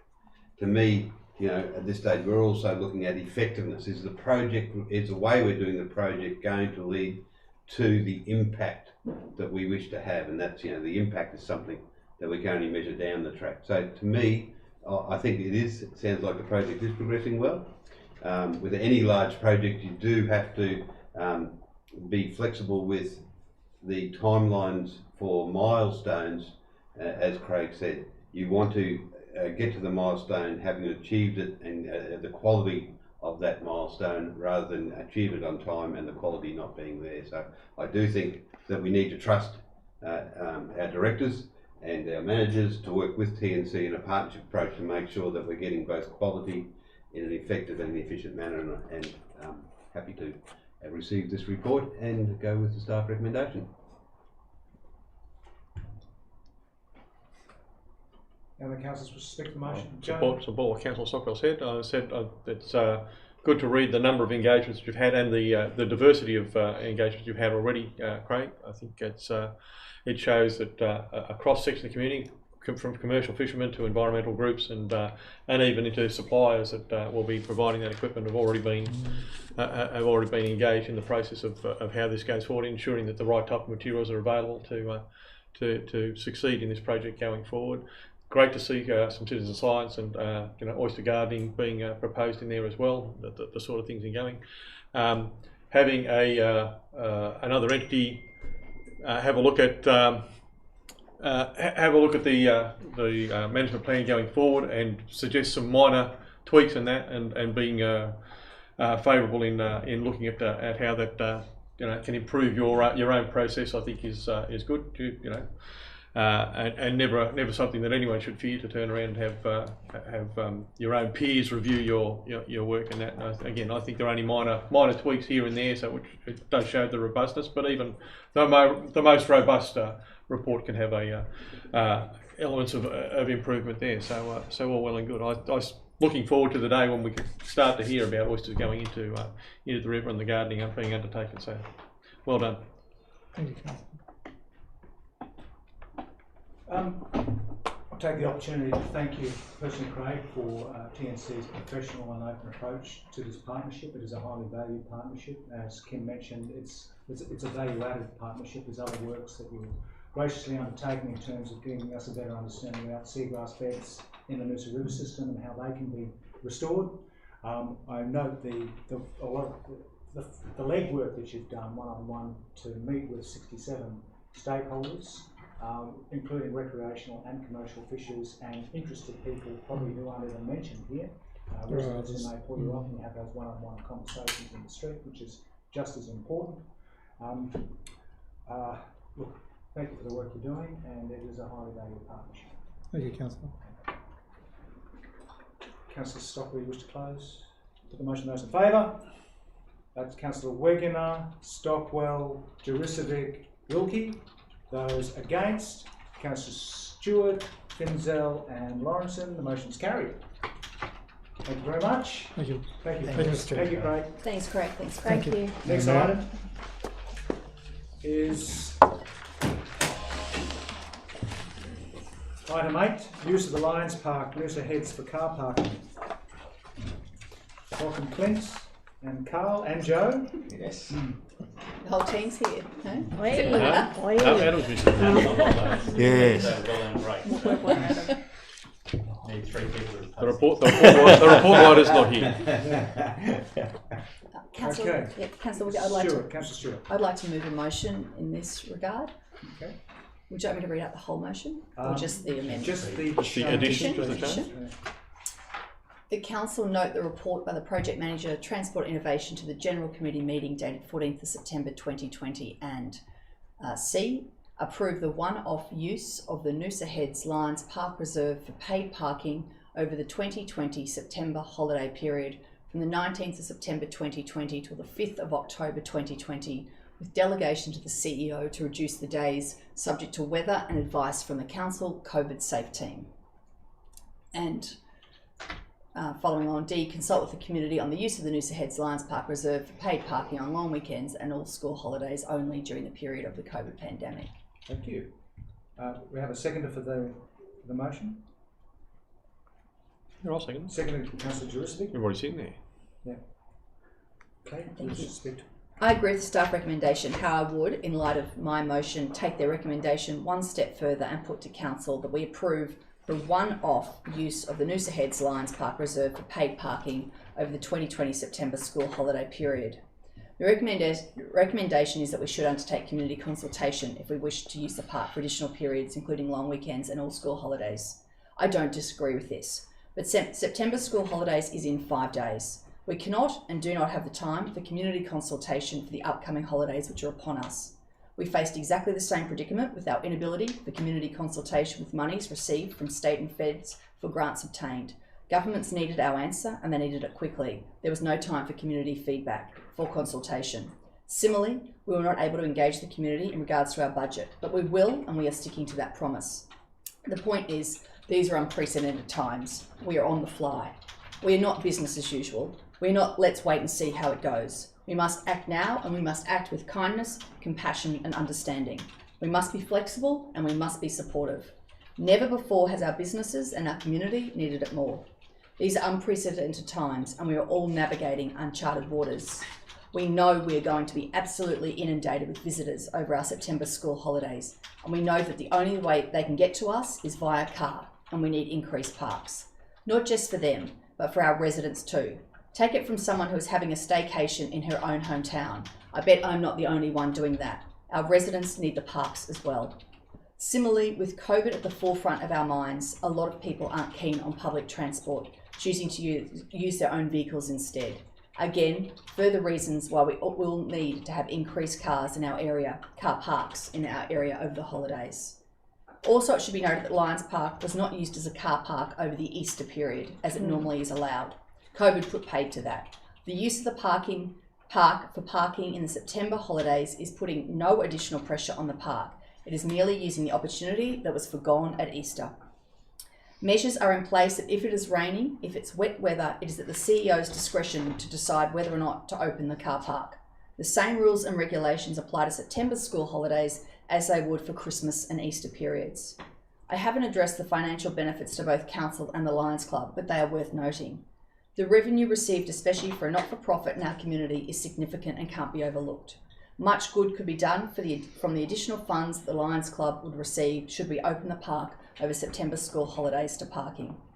I've sat at the business roundtable and I've heard the concerns and stresses which are being felt right across the board. Statistics are grim. Resort operators collectively are saying they are down 45 to 50% year on year for the months July, August and now September, with Hastings Street reporting they have experienced a 75% downturn.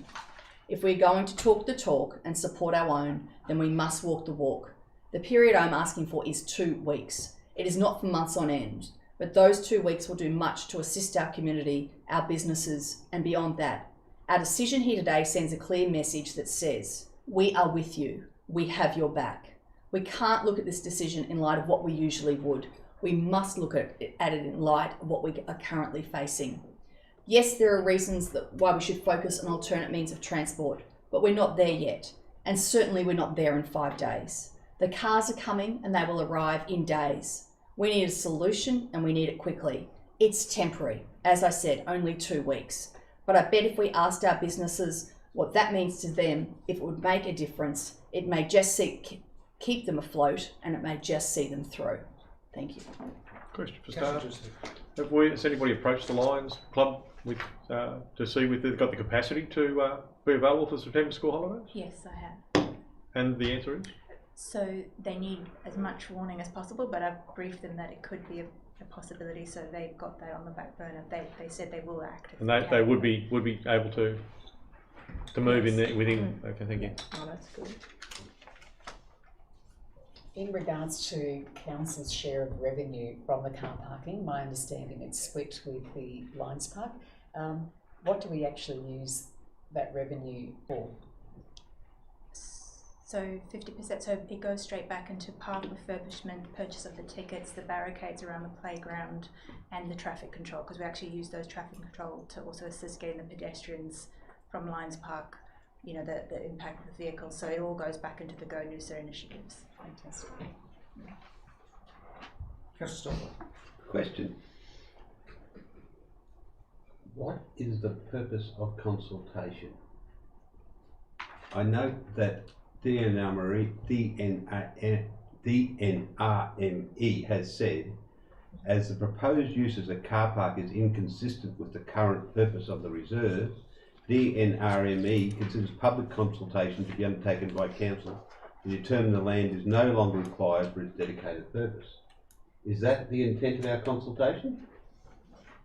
Did it say it was no longer required for a recreation reserve? Well, through you, Mr. Chair, I think it's two phase here. You're talking about the longer term use and consultation.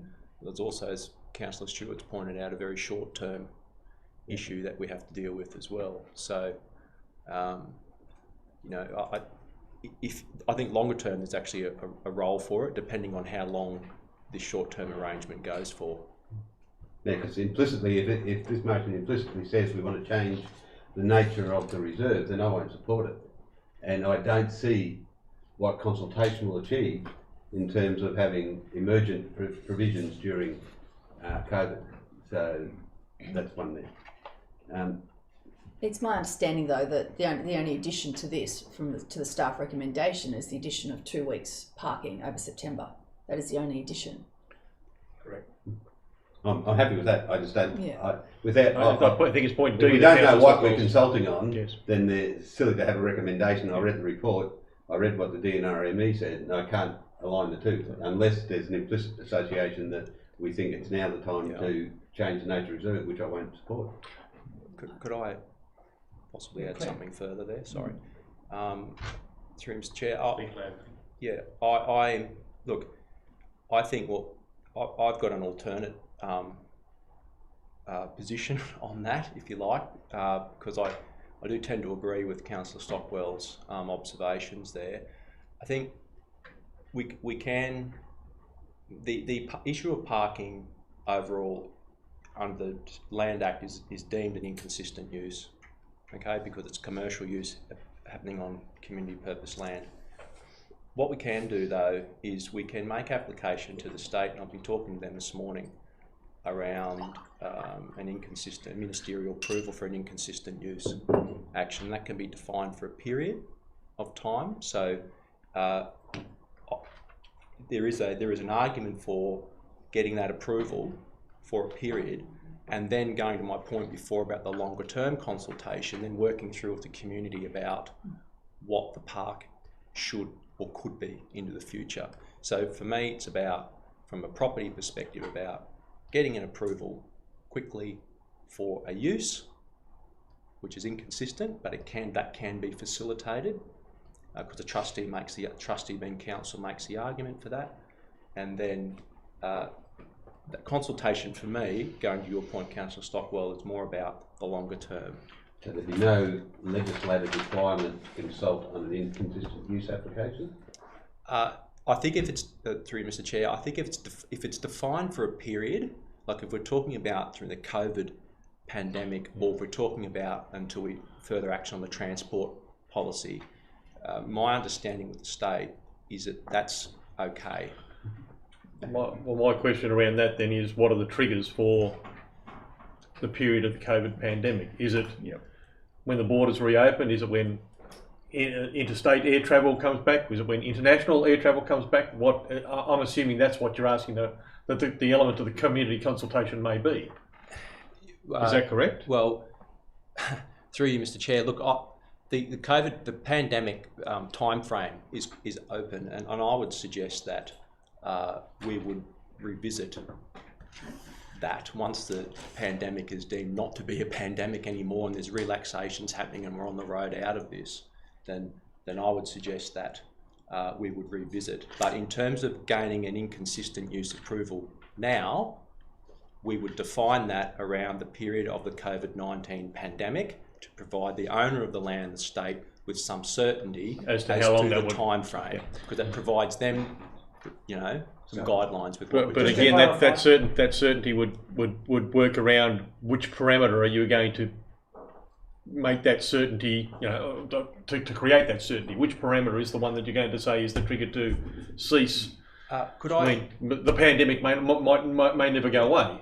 Could I answer that by I'm trying to get the element of precision of what is the end of the pandemic as we see it for the car park. I have got one I produced earlier. That's right. I reckon I actually just typed it up the back there just before. But I just thought that maybe, if it's appropriate, Brett, to do that, I've got something there we could add in terms of, which might go to your question, Councillor Dreskovic, around time periods and providing some certainty.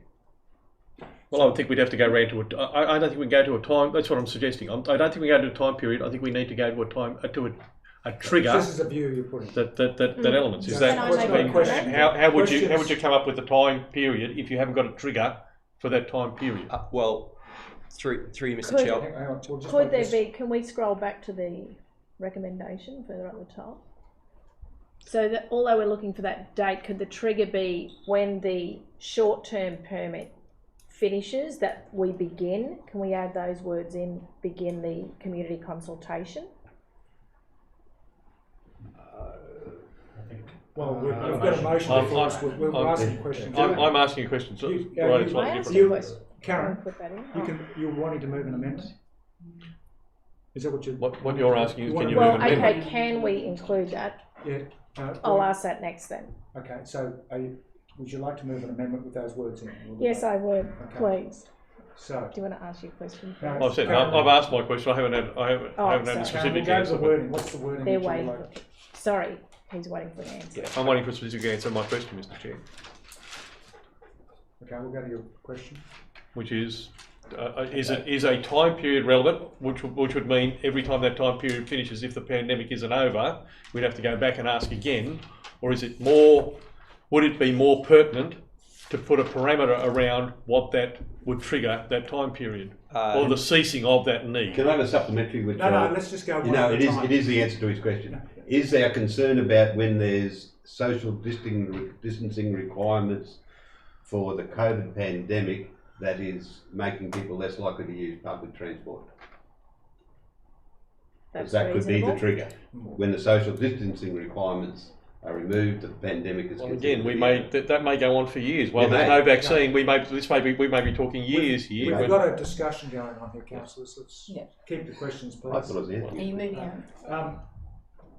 To go back to Councillor Dreskovic's question, my view would be you lock it in for a period, which can be revisited, or that's a time frame, or you talk around.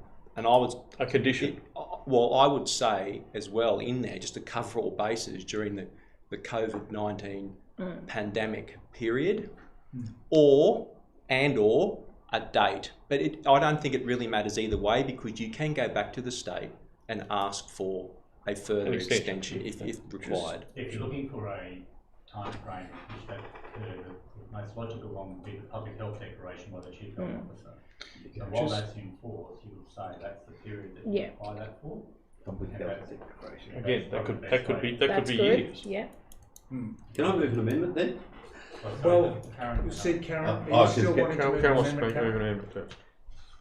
Well, in terms of trying to frame something around the, where the short term ends and the community consultation starts, could it be the public health declaration? And then as soon as that's declared, we begin the community consultation for the consistent use of parking in that space. If people want to lose their recreation or make that parking. Through Mr. Chair, I would suggest you don't go to that point, because that's about changing, that's setting you on the path to changing the purpose of the reserve. For car but parking. I think this has gone on for 20 years. So I think why this is as good a time as any to put it back to the community, and let's just see what they have to say. Well, the recommendation and the report basically from, off the top of my head, from state was like, can we sort it out one way or the other? Like, that was their recommendation. Yeah. In the report, it's talking about phasing out the vehicles use of the reserve. So that's why I was kind of suggesting that period. And then in terms of the transport strategies and policies, where we're going with that, you know, the end of this COVID-19 pandemic, we're revisiting that. And if we're going down that path again, which is around, you know, pulling back on the vehicles and so on, then I'm making that suggestion that could be setting us off on a path there that we may not need to go down, given that the report's saying that there should be it's proposed to be a phasing out.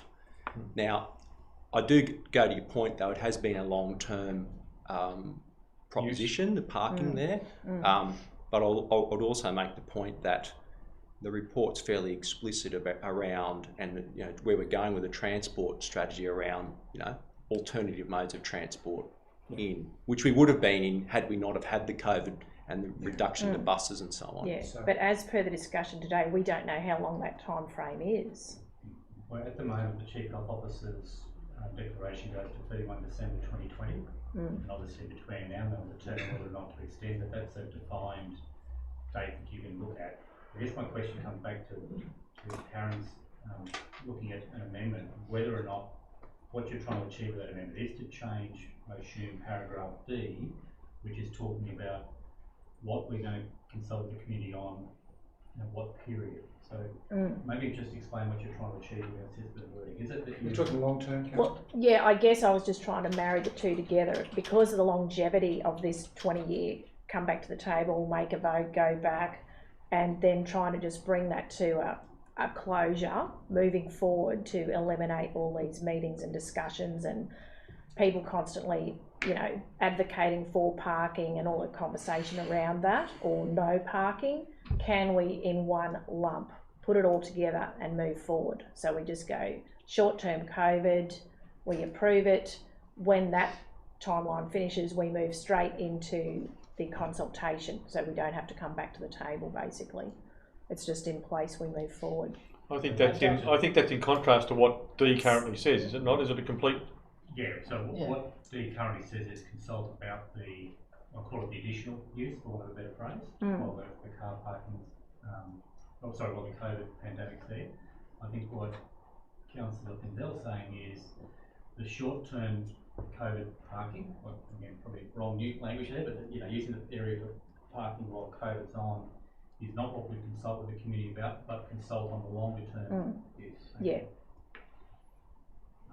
And maybe the achievement, I think, Karen, is not to say yes or no, because there's so many variables. Maybe the outcome is to get some criteria or an assessment benchmark. What factors will trigger the need to reopen or reconsider reopening Lions Park for car parking purposes? I think to have just a black and white. Oh, okay. Do you agree with that, Clint? That's not the question. Mr. Chair, with the value of the amendment to come forward, I'm moving an alternative amendment, and that is to items A, B and C as in the original motion, deleting item D, adding the words suggested by Clint which appeared below. If you can bring those up, it's going to take a while. Yeah, right to the Department of Natural Resources, Mines and Energy, and seek ministerial approval for an inconsistent secondary use of Noosa Heads Lion Park at that property description for paid car parking for the period of the public health declaration for the COVID-19 pandemic, and delete the rest.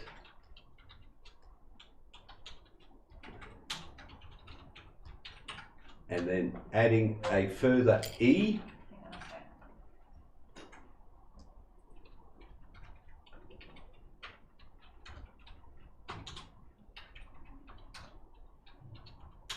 And that's the one down the bottom. Yeah, the D there.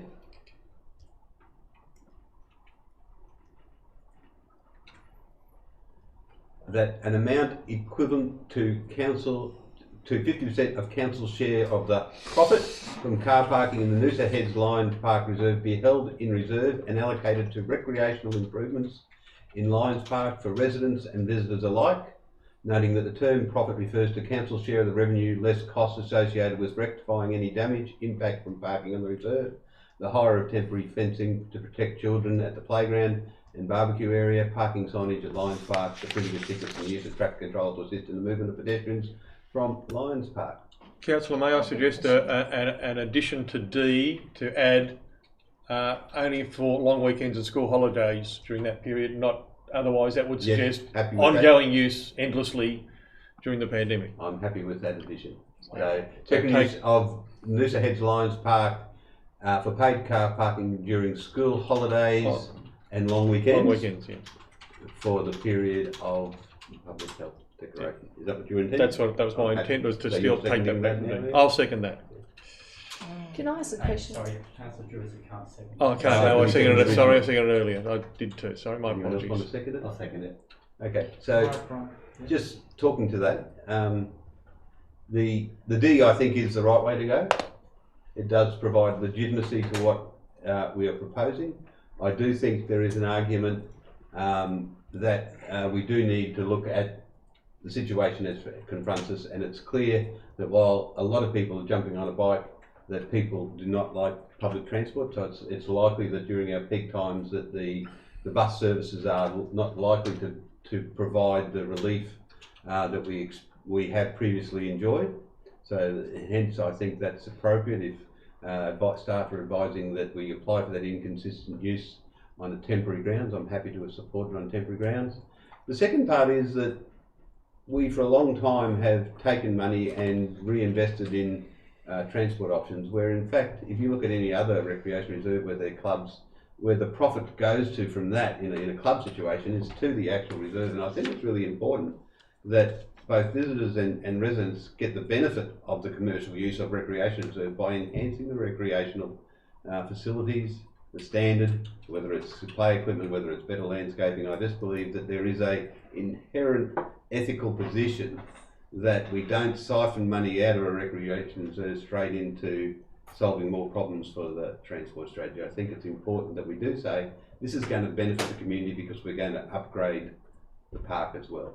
To me, that's a quid pro quo arrangement that, as I said, there's nothing in legislation, but to me it's an ethical position that says to the community, yeah, we are going to likely make a bit of money out of this, and you know, if we keep on, if this happens for a year and a half, there may be a reasonable bucket of money there that can be put towards upgrading of that park for recreational purposes.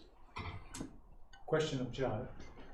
Just at the risk of contradicting Brian, but did you say that the monies collected went to uses similar to this already? Yes. Yeah. So rectifying damage in the reserve, fencing, ticketing, traffic management. Well, so there's no harm to articulate. So if I can probably explain, I'll use some nominal numbers just so I can understand how this would work. Say for argument's sake that 50% of our council's share of the revenue is $50,000 for that period. What we do, if this resolution was successful, we take off all the costs for rectifying the turf, looking at the fencing, all that sort of stuff. And imagine that was $30,000 or $40,000 or whatever it might be. Then the difference between what we have spent in that area and what we've received in the revenue would be the profit, and we allocate 50% of that towards the doing up the park enhancements in that Lions Park. So does this represent a reduction in what you would normally spend doing this sort of work? No. I mean, if I can tell you that the intent is that the addition after all those things are done doesn't go back into transport levy, it goes back into the recreation. Only half. Only half of council's share of profit go into all those things. No, all those things come out of before profit. Yeah. So they're your operating costs. Just less those costs. Our share of the profit, 50%. So imagine you've got $50,000. Yep. The first thing that comes out of that revenue are these costs. It's the costs of rectifying it, the costs of... Yeah, this is 50%. Yeah, Council that's already it. gets 50%. No, we don't. We get Lions Park. 60-40, isn't it? No, it's No, 50-50. It's 50-50. So Oh, we only 50-50. get 50% from Lions. Yeah. So then we're saying we're only going to spend 50% of that. So 25%. That's of what the I'm. total. No. Yeah, No, that's how I'm no. reading it. Thank you, Frank. That's how I read it too. No. I read it It's a that way. maths question. I read it the same way Yeah, Frank I reads read it. it that way too. It's 50% So, of yeah. the profit So- of So of council's our share. 50%, we spend 50% Maybe of it's a that. wording question. Yeah, it's 50% of council's share. The CEO worded it. 50% isn't council's. Is already council's share. It's 50% of the 50%. What is it? So the amount in the first line talks about equivalent to 50% of council's share of the profit. That's not revenue, that's profit. So in other words, the amount that we receive, and I'll use that example again, we receive 50,000 in revenue, not profit, revenue, in terms of that activity. You then take off the costs. So the cost will be... Let's Say say it's $10,000. Yeah, well, make it easier, make it 30,000. So there's 20,000 profit. So 50% of that 20,000 profit, $10,000 would go into the improvements in Lions Park, and the other $10,000 would go into the transport revenue. So yes, you're right, Frank, but it's a split of what's left. Yeah, it's It's a split of what's left. Okay, thank you. We're not taking off those costs.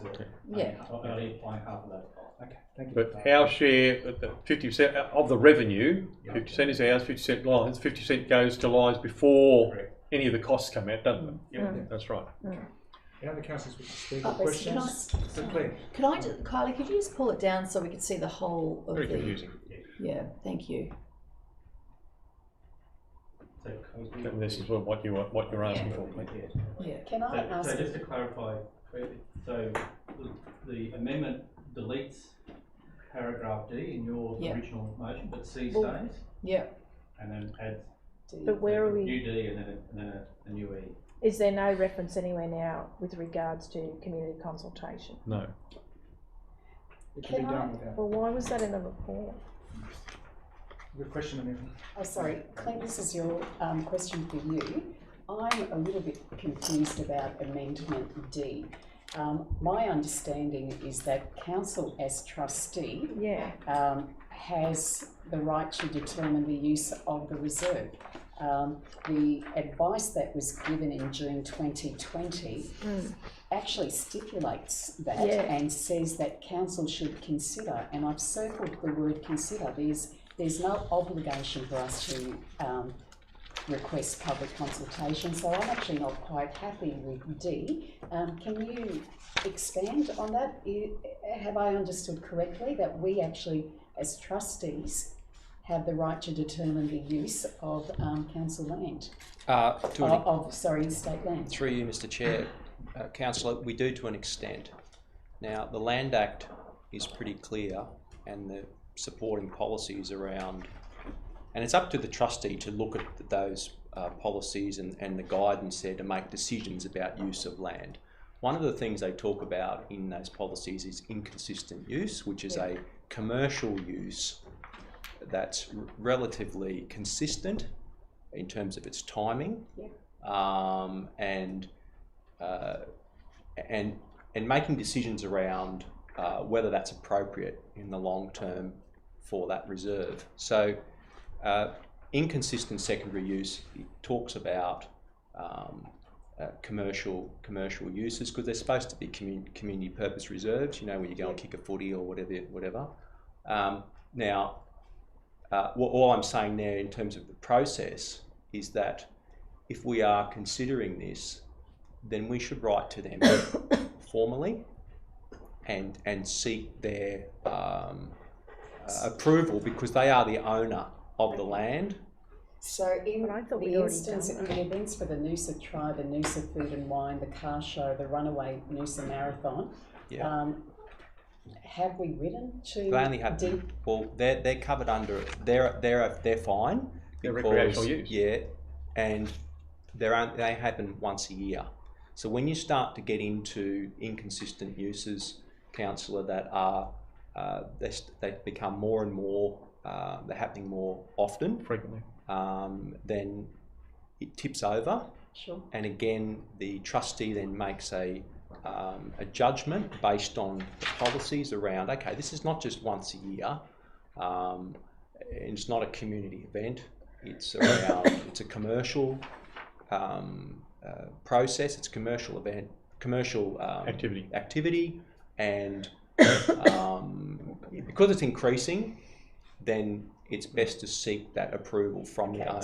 So my question then is that a requirement? Yes, it is. It's an actual requirement. So if we're looking at doing this more than one-off, then we are required to make an application as to DNRME for an inconsistent use. Yes. Okay. Yes. Clint, would it be fair to say that DNRME's expectation of council's use of that land for car parking is Christmas and Easter at this period of time? Anything beyond that would be beyond the current expectation, and even then they have already expressed some concerns of the use of that land for Easter and Christmas anyway. Through Mr. Chair, that's correct. On an ongoing basis. That's correct, Councillor, and that's why this is tipping over into, we talked before about the more accepted uses of the land over a long period of time, which have only been, when I say have only been, but are accepted or seem to have some acceptance at this point by the community being Christmas and Easter. We are now suggesting more frequent use for that purpose. So it's right that we seek approval to do that. Now there are other ways of doing that, going to Councillor Finzel's point before about land management planning and consultation and so on, but I don't think we're there yet because we have covered off on that based on for the period. So that's why I think it was important indeed to talk about the period, because that's the first step before you go on to other processes. So seeking approval for an escalating use that's becoming more frequent is totally appropriate from the owner, because it is a use that it wasn't set aside for originally, the land. Set aside for community purposes. Should we then consult with community on the use of Noosa? The two go hand in hand. Yeah, that's One what I shouldn't think. be there without the other. We're getting the land approval, but we don't know whether the community's is accepted. Because based on page 21, this has happened before, and what you've put in your own report back is that DNRME's preliminary view is, should council as trustee determine the community's use of the reserve for recreation purposes is no longer required and the land is required for parking purposes, the department is happy to work with the council to obtain suitable outcome, and they recommend that is through community consultation. Yeah, look, I think, through Mr. Chair, Councillor, I think what we're talking to here is, I still take the view with this, and certainly talking to the officers who wrote this advice this morning, is that the inconsistent use is the way to go seeking approval. But if we were to keep that going, yes, we should do community consultation. The timing is against us now for consultation for... My concern with that paragraph in your report, Clint, is that's the question, Joe. Yeah, the question's coming out of this is that I don't think this was your intent. No, the question is this your intent of that paragraph? Is that car parking and community consultation on car parking in Lions Park should be an ongoing consideration beyond the pandemic, and that's the way the paragraph reads to me. And I think that's what the council's alluding to. Was that your intent in that paragraph? Well, through you, Mr. Chair, it's not my report for a start.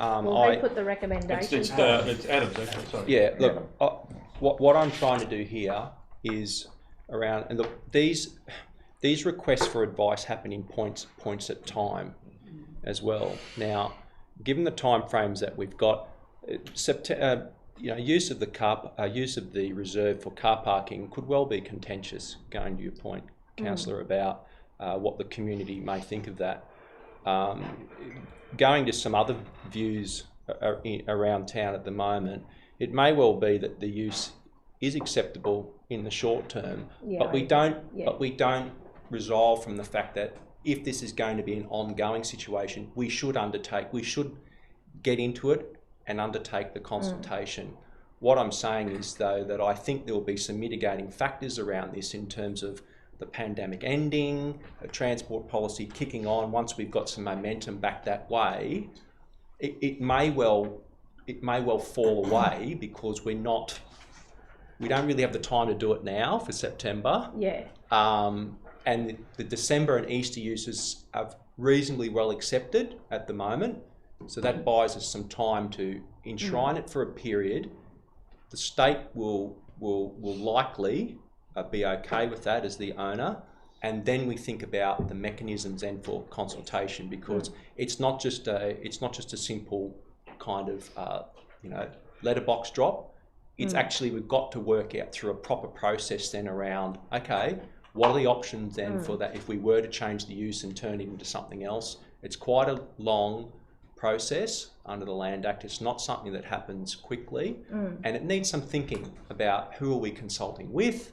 There's a proper process under the Act to do that. So it's not something to be taken lightly. Yeah, I understand that. So with reference to adding it in there today for that time frame from the differentiation from the short-term request for the parking now, can we add the wording where at the end of the short term, when the public health declaration comes, we commence heading towards the community consultation? So that's perhaps something for another amendment. Oh, that's for another day? Yeah. Well, no, another amendment. You can amend that at the end of this. We can only deal with one at a time. Oh, okay. Yeah. So just to clarify, the report was written by Adam Britton. He felt that in the report it talked about consultation just on the COVID period, but an inconsistent use application doesn't require consultation. The requirement is if we want to change the purpose of the reserve. Is that right? Yeah, through Mr. Chair. Look, that's my reading of it, because, like I said, it's a two-stage process. Yeah. Okay, we've got a motion, an amendment before us. Any other councillors wish to speak to the amendment? I'll speak to the amendment. I've been lobbying for council to open Lions Park for long weekends and school holidays since May this year. I've debated this issue for some time and know that all the councillors are aware of my position on this matter. We need to open Lions Park for paid car parking to alleviate the stress of traffic and congestion into Hastings Street temporarily until COVID tapers and alternate transport solutions are found. Holiday periods place enormous pressure on our infrastructure and in particular parking. This will be compounded these September school holidays by the drive market and COVID travel restrictions. I support that we need to balance the needs of the broader Noosa community to access public parkland against the request for paid parking to be allowed on this reserve to support the business community in the Hastings Street precinct. I accept that Lions Park is not the ideal long-term solution, but it is a solution for now. September school holidays are 5 days away and we have a solution and we've got a choice. Allowing the area to be used for car parking recognises the special circumstances that we're in due to COVID.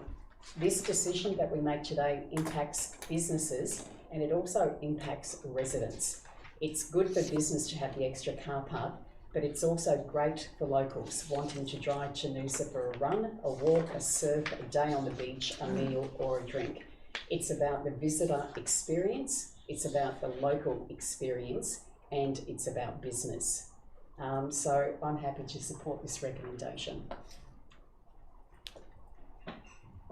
Tom? Just one question to the CEO. That's right. A huge issue here is how wet the grass is, and so I'm sure that you will have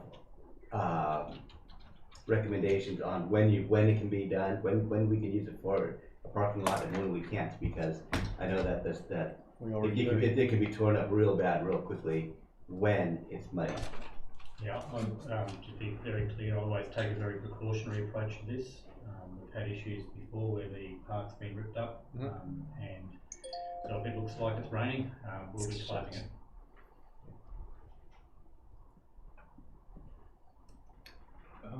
Question, will the buses still be running at the same frequency? Yes, they will. They'll just be paid buses. But no free council loop. We'll get a report coming next round of council meeting about how we deal with the Christmas and Easter period through the full transport strategy. This report's really a bit ahead of the time because of the imperative the council to make a determination about whether or not Lions Park is going to be open in September. Yeah.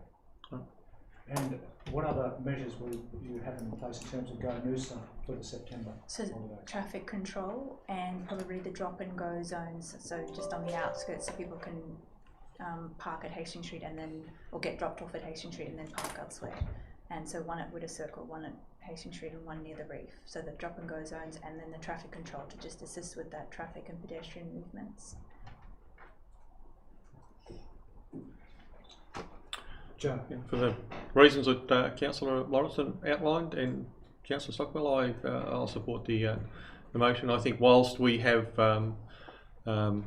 capacity for a downturn in public transport usage, the likelihood that we won't be having the council loop bus available in the short term until next month's report. I think this is a pertinent use of the park in the short term to facilitate the ongoing increased drive market. Councillor Finzel. In closing, I'd like to say I do support the recommendation to use the parking in the short term. I think at this time with COVID-19 we have to be seen as responding in a timely manner to the impacts greater than what we've experienced before we are in a pandemic. So I think to ensure our reputation as excellence and responding to those needs, we should move forward. COVID-19 has affected the cash flows of many businesses, both public, private, and of course our community organisations. Financial uncertainty, disrupted working arrangements and health concerns are creating stress within workforces and impacting the future of organisations and businesses both globally and locally. I think now is the time as a council to reconsider controls of governance in support of changing patterns and managing impacts of COVID-19, while finding new ways of responding to the economic, social and environmental need to ensure equity across services and our community. So I support this recommendation today. Do we have any information that suggests that, given that we don't normally have free buses during the September school holidays or long weekends anyway, do we have any information that suggests that passenger numbers are likely to be down on public transport? Have we got any hard data on that, or are we just guessing that people will be less likely to go by public transport to Hastings Street like they always have been able to, every 15 minutes? I think that's just predicting on what COVID has done to public transport in other states. It has bounced and also back a bit. advice from TransLink that that's what they're anticipating. It's what they're anticipating. Yeah. Okay. Councillors, I'm really having a difficult time with this. I really appreciate the rationale behind it, in that we're expecting fewer people to be taking public transport down to Hastings Street due to concerns about social distancing. Although we've got no hard data that people won't continue to catch the buses down there like they have in previous holiday times. I also appreciate the urge to appear to be doing everything we can to support businesses down in Hastings Street. But what I'm conscious of what we're doing here today is stepping across a line of one of the key things that make Noosa a place of difference, and that is, and it's articulated in the Noosa design principles. One of the things that makes Noosa different to all other places is the priority we place on open space for recreational purposes, the value we place on green space over the car, our reluctance to give up green space for car parking. It's articulated in the Noosa design principles, which is a beautiful document, and I know that it means more to us than just the words and the paper it's printed on. Other councils are seeking to make similar design principles. All good building designers and architects have a copy, and in the Noosa design principles, Principle 9 under sensitive growth and development states open space will remain a priority, even though the demand for car parking seems limitless, and we can find no end of reasons for giving over green space to car parking. That demand will always be there, and it's very hard to resist those arguments because it appears you're being obstructionist. But no, I think it's not that. It's the value we place on green space over and above using that for the car. Who can place a price on green space for the enjoyment that people and the children derive from it, just being able to run through the park, kick a football at the height of the school holidays? And the other principle there in the walking, riding and driving is avoid sacrificing public open space for car parking. I respect all the views around this table, but I'm having a really difficult time in moving this way. So I can't put my hand up for this, I'm sorry. Councillor Stockwell, you wish to close. And I completely support your position in the long term. I think what this amendment does is clearly define that, okay, during the current public health declaration, we understand that Noosa's tourist economy is based on the drive market, while all our long-term planning is about not the drive market necessarily, but about getting people here of high value to spend money. So businesses in Hastings Street don't make money from more cars, they make money from people going into their premises and spending it. In the long term, we are looking at trying to reduce the number of people who are reliant on the car to get to Hastings Street and the main beach. I do think it's really important to understand that all around the world there has been a significant decline in public transport usage during COVID. And it's just about that concept that it's a confined space, and if you're there for any length of time, there's a heightened concern about infection. I do think it's important that we do try and formalise the inconsistent use. There is no doubt in my mind that it is, according to the Act and the secondary use of state land, inconsistent to continue to use a recreation reserve for car parking. It is not something I would support in the long term at all. And I also think it's important that we, by the initial motion that seemed to have support of making that decision for September school holidays, that we don't go out as staff suggested and consult with the community after really the policy decision has been made, because consultation then becomes insultation. It's saying, oh, what do you think? But we've already made the decision. So that's why I took that out. I also think it's really important to understand that additional car parking is more likely to lead to more congestion, not less congestion. I think the fallacy that if you make more car parks, you're all of a sudden going to take cars off the road. No, you just get more cars coming in to take up the car parks. So you might lose some of the circulation for the first period as that car park fills up. But after that, if you have more people expecting to be able to drive the car and get a car park, you get likely to get more congestion. So that is one of the reasons that in the long term, you just don't want to keep on adding car parks. So that's the heart of this amendment, and I look for your support. Okay, I'll put the amendment to the vote. Those in favour? Councillors Wegener, Stockwell, Stewart, Jerusalem, Finzel, Lawrenson. Those against? Councillor Wilkie. Good. Is that a six? The amendment becomes the motion, and so far only Councillor Stewart has spoken to the original motion. Anybody else would like to speak to it? Yeah, would any other councillors like to speak to the motion which now incorporates the amendment? This is it in its entirety now. Yeah. For me, COVID is the key thing here.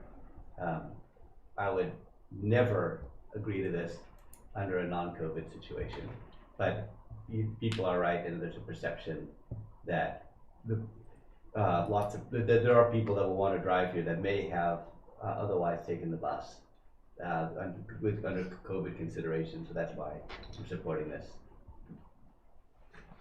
Do the councillors wish to speak to the motion? You wish to close, Councillor Stewart? Yeah, look, I mean, COVID has changed things. We're on a different playing field than we ever thought before. I do acknowledge too, Mr. Chair, the value of green space, but I think we also in this instance have to think of our community, we have to think of our workers, we have to think of our jobs, and we have to think of our businesses. We have to be able to pivot, and we have to be able to pivot quickly. As I said, we're looking down the barrel in 5 days, and the cars will be arriving. And as we've talked about, COVID will certainly has changed the landscape with how people feel comfortable about getting to and from places. It's not business as usual. And I think the decision here today shows a clear message to the business community and to our community in general that we stand with you and we understand your pain. And this is something small that we can do, a decision that we can make here at this table, which may just see some businesses survive and some people keep their jobs. And I think that's incredibly important. Okay, I put the motion. Those in favour? Councillor Wegener, Stockwell, Stewart, Juricevic, Finzel and Lawrenson. And against, Councillor Wilkie.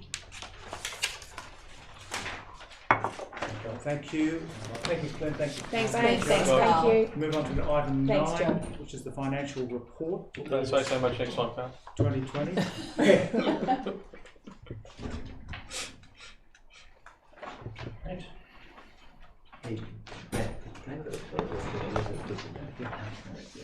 Questions for Trent? No, I didn't have anything. It's good. I do, and mine's always the same question. On page 36, I always go back to legal expenses and consultancy services. Current budget for legal expenses, 1.105 million. Current budget for consultancy services, 928,000. Can I ask, is that an increase from last financial year, Trent? I'd have to take that on notice, Councillor. I do not believe offhand that we have increased overall our consultancy and legal. If anything, as a result of some of the measures we introduced to refine spending as part of the COVID-19 pandemic, a lot of the consultancy was deferred or reduced. And in terms of legal fees, I'd have to take that on notice and come back. And in, just again back to legals and consultancies, are those budgeted amounts, what's the word? Are those budgeted amounts in keeping with what other councils of similar size are doing, or is it excessive? I'm just trying to get in my head. It seems like a lot of money that we're spending. And again, broken record, I keep raising the opportunity to introduce in-house legal services, and I hope that's the future. That's separate. Are we spending too much, is my question. I guess the legal expenses are essentially following through on council decisions. So the council makes a decision to refuse a planning application, there's an appeal, and we spend money fighting that. We have our process there as you work through the case management workbook, which is designed to try and see what we could settle if there's not a planning issue, or what needs to be fought in the court. So we're not actually expending legal expenses, the majority of legal expenses do come out of that planning area. We do have other planning, legal expenses. Can I ask a question? Contracts and things like that. Might be some other disputes or contract disputes, things like that. And that's pretty normal in an organisation of our size having that type of thing. Whether it's higher or lower than other councils, I suspect of councils for our size, when I look at, if you have a look at categories, you have councils of different categories across Queensland. You've got Brisbane City Council at one end and Barcoo at the other, or might be. Councils our size, there's about 10 of us, which would be similar to, Whitsunday, Cassowary Coast, Somerset, Lockyer Valley, places like that. I think we'd be a bit higher because the level of development here would be higher. Whitsunday might be, that'd be one that'd be interesting to have a look at. Okay, so probably not fair to make the comparison. Correct, Okay. Because we're a high value, high development pressure area. Would it be fair to say we've also got more limited land available, so the pressures would be different compared to some of those other councils? I certainly say before that one of the challenges for Noosa is all about flat, unencumbered, undeveloped, easy land is being developed. That's right. What's left is the difficult land. It's sloped, it's vegetated, it's flood-prone areas and whatever it might be. So there's always going to be that difficulty in terms of having to have arguments about whether it's appropriate for development. So and redevelopment. Yeah, redevelopment. So it is inevitable that we will have higher planning and environment report costs than other councils. Yes. That's inevitable. In terms of consultancy services, I imagine, and this is off the top of my head without the empirical evidence, that we would be lower than most comparable councils. Part of the reason is that we have quite a number of our staff here who have worked as consultants, so rather than going out and getting consultancy, we tend to do it ourselves. So it's probably going to be a bit lower overall. Okay. Thank you, that answers my question. So I think I answered my own question, but contributions, donations, sponsorships and prizes, it's over 3 million. I presume that's developer contributions we're spending, is it? What's the contribution side of it? So I know we don't give many sponsorships and prizes.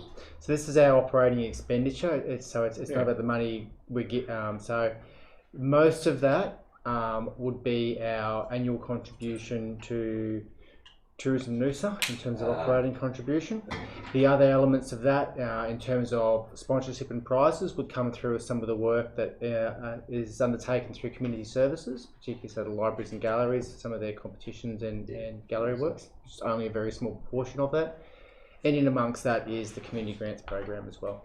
I think you've got grants paid to community. Oh, sorry, I do correct. There's a separate line down there for that. Got me. Good pickup. I'm happy to move it. Sorry, just before you, one other comment, councillors, I thought someone might ask a question. On the bottom of page 31, one of the ones we should, I guess, as a council, be looking at very closely every month is the rate and arrears, just to see what's happening there. And I ring Kelly from our revenue services section to check in with her on a regular basis. We're not seeing arrears that we thought we might see, so it's interesting that we thought there might be some pain, or that people might have difficulty paying. And there are some like that, don't get me wrong, there are some people who've had requests for extended time or to make arrangements to pay, but it is not out of the ordinary in terms of where we are in the normal cycle. There you go. Which is quite interesting. So we will see the end. We'll have the closed position on that as we get to the end of the 60 days later this month, which will be interesting. So I did have a question on that graph. So that bulge in February, is that when the rates go out? When the rates is that what you're expecting? This is looking ahead. This is a historical 12-month cycle. So what you're seeing. This is looking back to last February. Correct. That's right. So we try and keep a bit of a running 12-month trend, so you can see what it did with the last rates run 6 months ago, as well as the last one 12 months ago. And you'll always see that spike the month after the rates are due, because obviously if they haven't paid previously and they're unable to pay again, it adds balance. We then go through a payment plan with them, and it comes back down as we get to the next rate run, and then it comes back up again in that.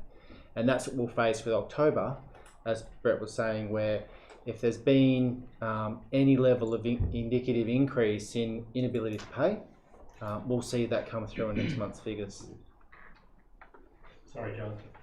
No, it's fine. It's good pick up. I was going to comment in the you want to say, but you've just. And I do think it'll be set when non-resident ratepayers feel the effect of lower returns over a number of months.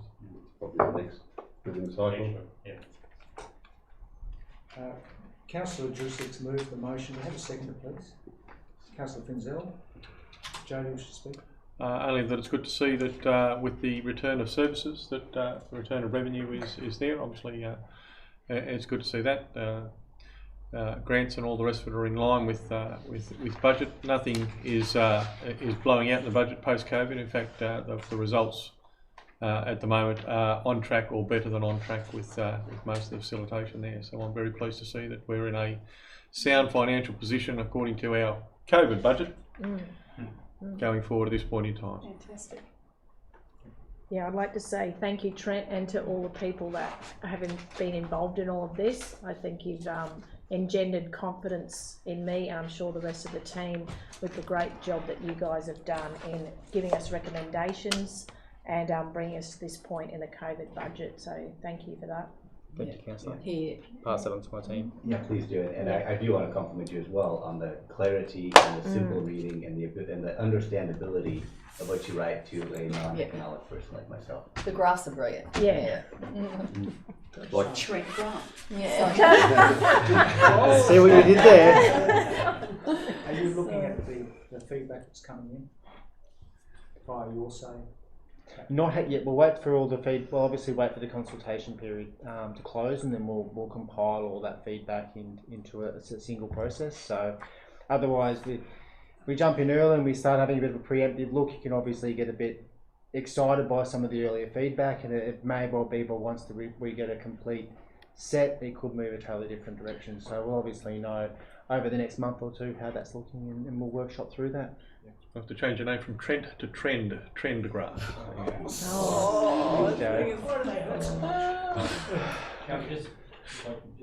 One of the things late last week, the Minister for Local Government announced that they're looking at offering refinancing options to councils across Queensland. They call it regional councils, which is code for everyone except Brisbane. To enable us to look at whether or not we restructure any of our debt, which is at a higher interest rate, down to lower interest rate debt. So Trent and I, and I've got to pay credit to Michael, who's actually on holidays, but he's done some good work through the local government finance professionals to lobby to look at doing that. So we'll have a look at what that might mean and whether there's any benefit in us refinancing some of our existing debt. Wipe out all that 6% debt, that'd be fine. Yeah, so that's exactly what we're looking at. So we'll come back to finance and look at that, but potentially some really good savings there. Oh, great. Councillor, do you wish to correct? No. Yeah. Okay. I thought my dad joke was bad enough. Shut us all down. Those in favour? That's unanimous. Thank you very much. Thanks, Trent. Thanks, Trent. That's the last item, and the meeting closed. Thank you, Mr. CEO. Thank Thank you, you. Councillor.